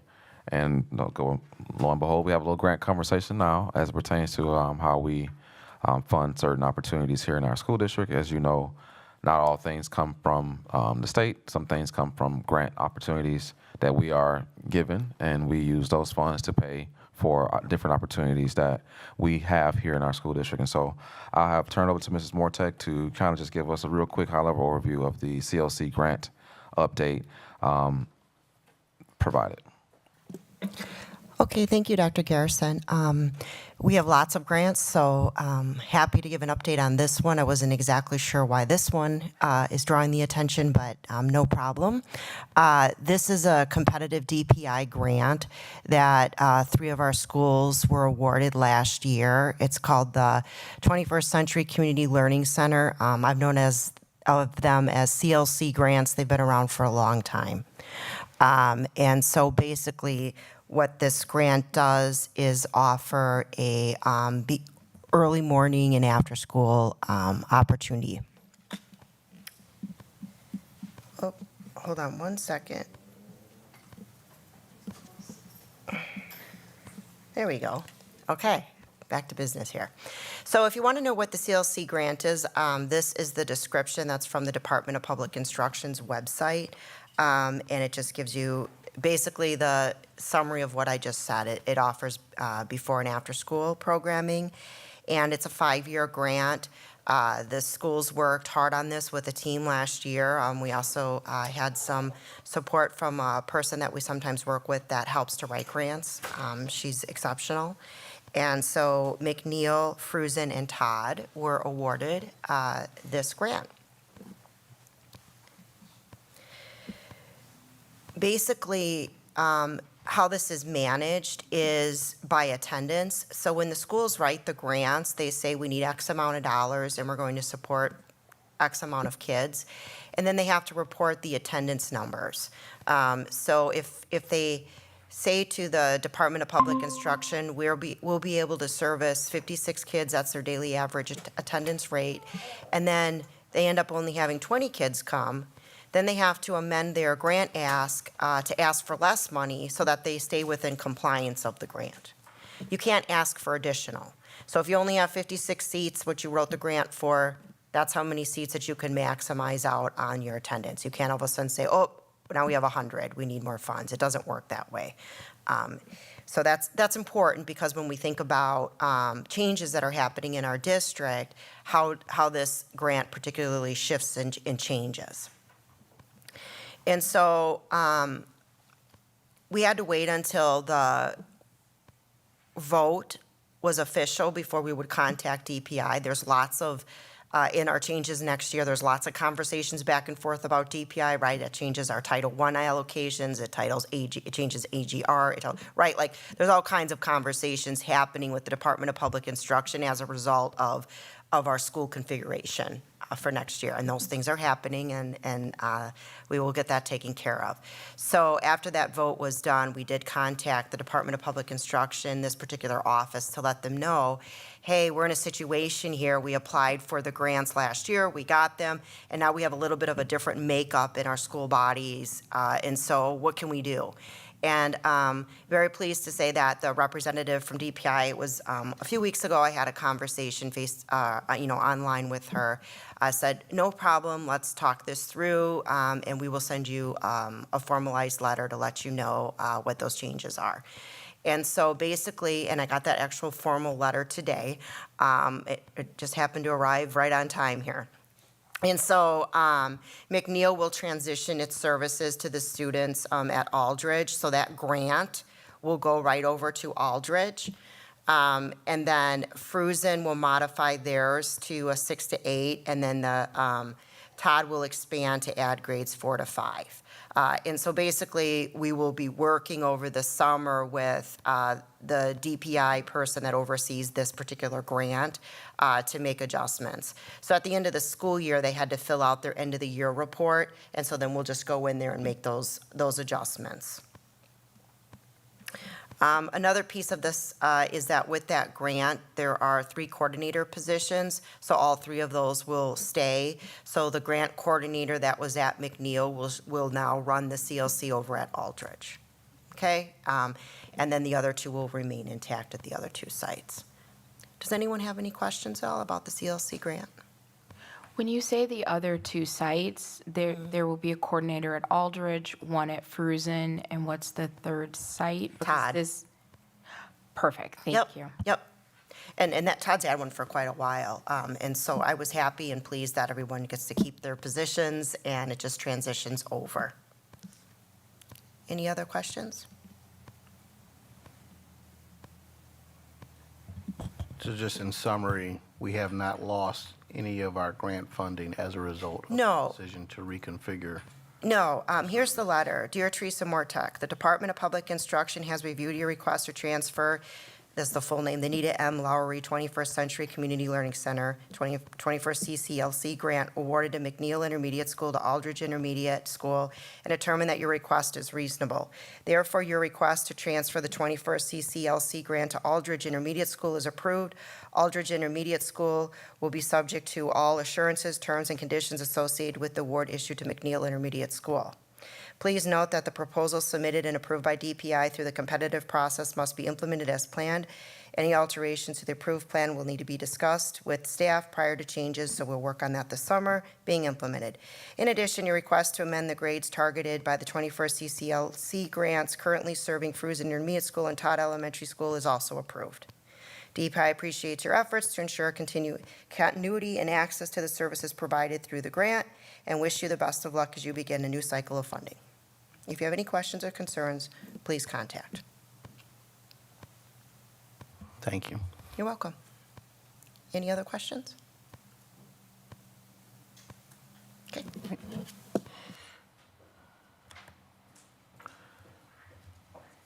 Board vacancy process and timeline.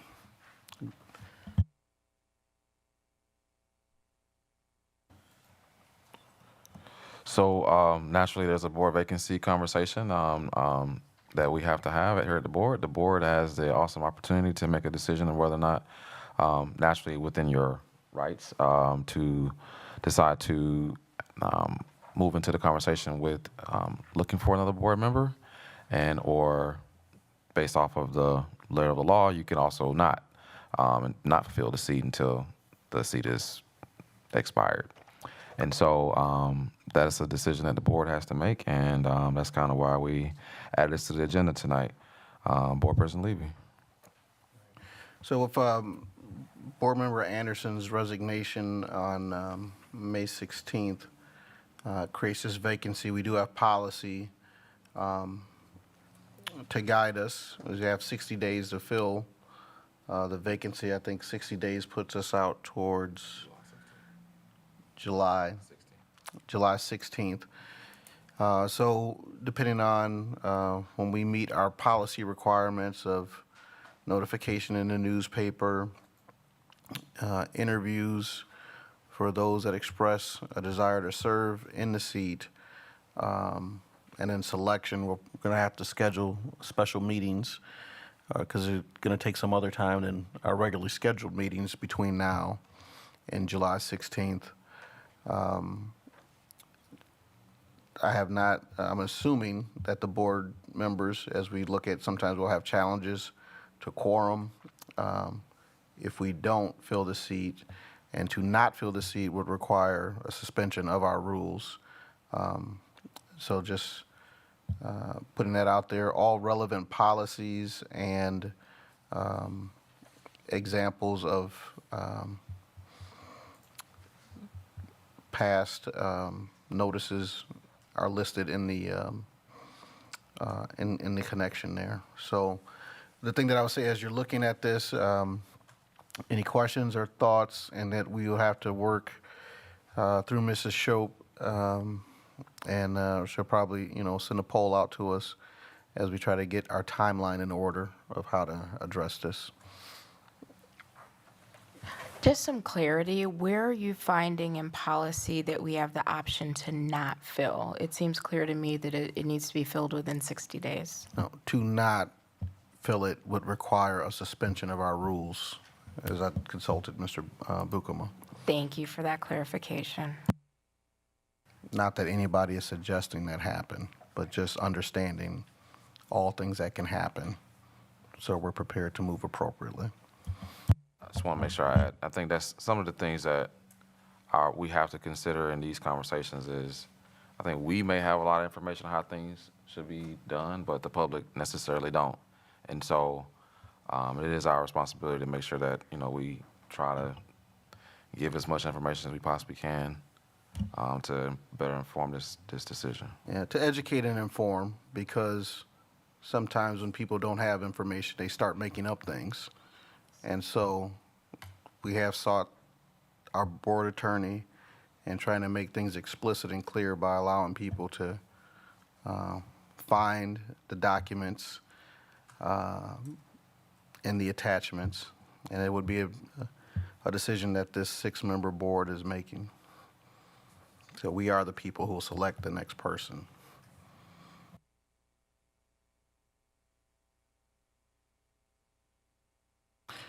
Any questions for on anyone about what we need to do by the 16th?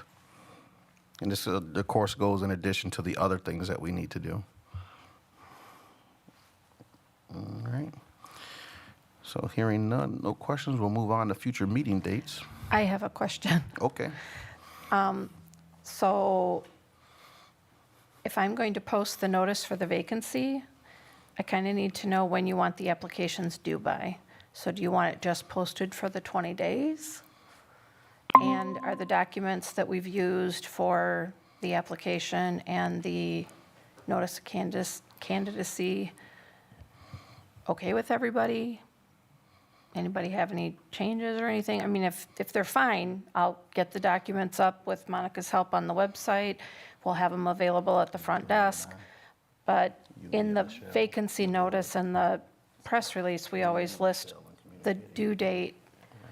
And then I can do a doodle for when you're available to interview, but. Yeah, we might have to plan the days out. I mean, what I'll say at this time is that we know when we have to get it done by. And, we, as an example, this is the part about, like, what can a board do? What can 6 people do? We just got done with PTO, COVID PTO. Right. We're going to pick up board vacancies. So Dr.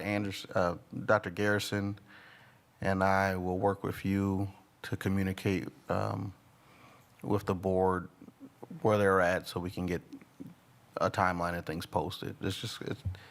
It's going to get done by the time that's required, and I understand that there's some things that you need to move forward. We'll get those things together. Okay. FYI, the 16th is Sunday. So we'll have to get it done before. Or we could meet on a Sunday if we set the date, but nobody's trying to do that, I don't think. All right.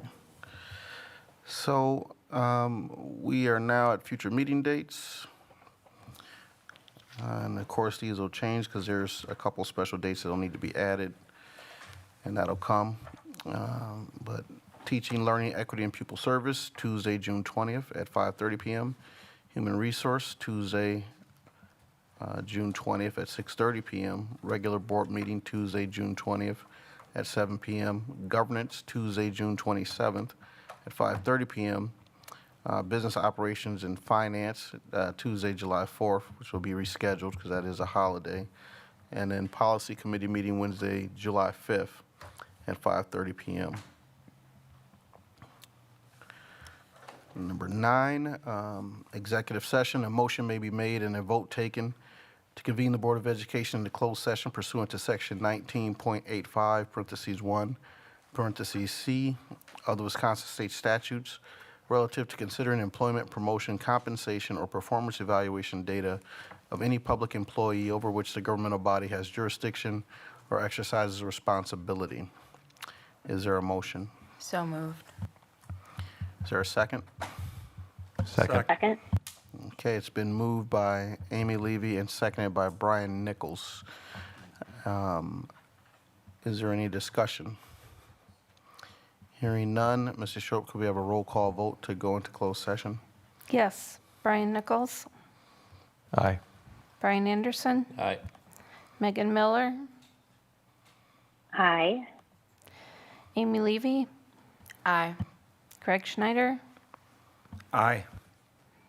and Sean Levy. Aye. All right, and we will be adjourning from closed session also. All right, good evening.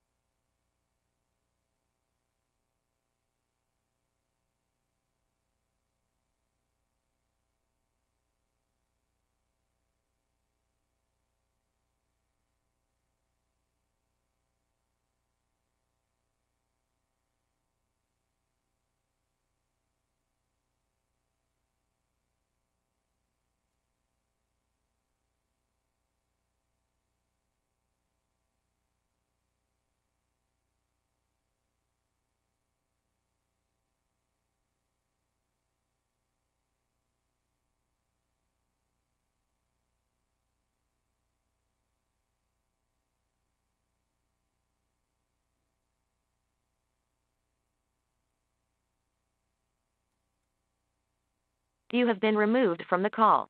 Goodbye.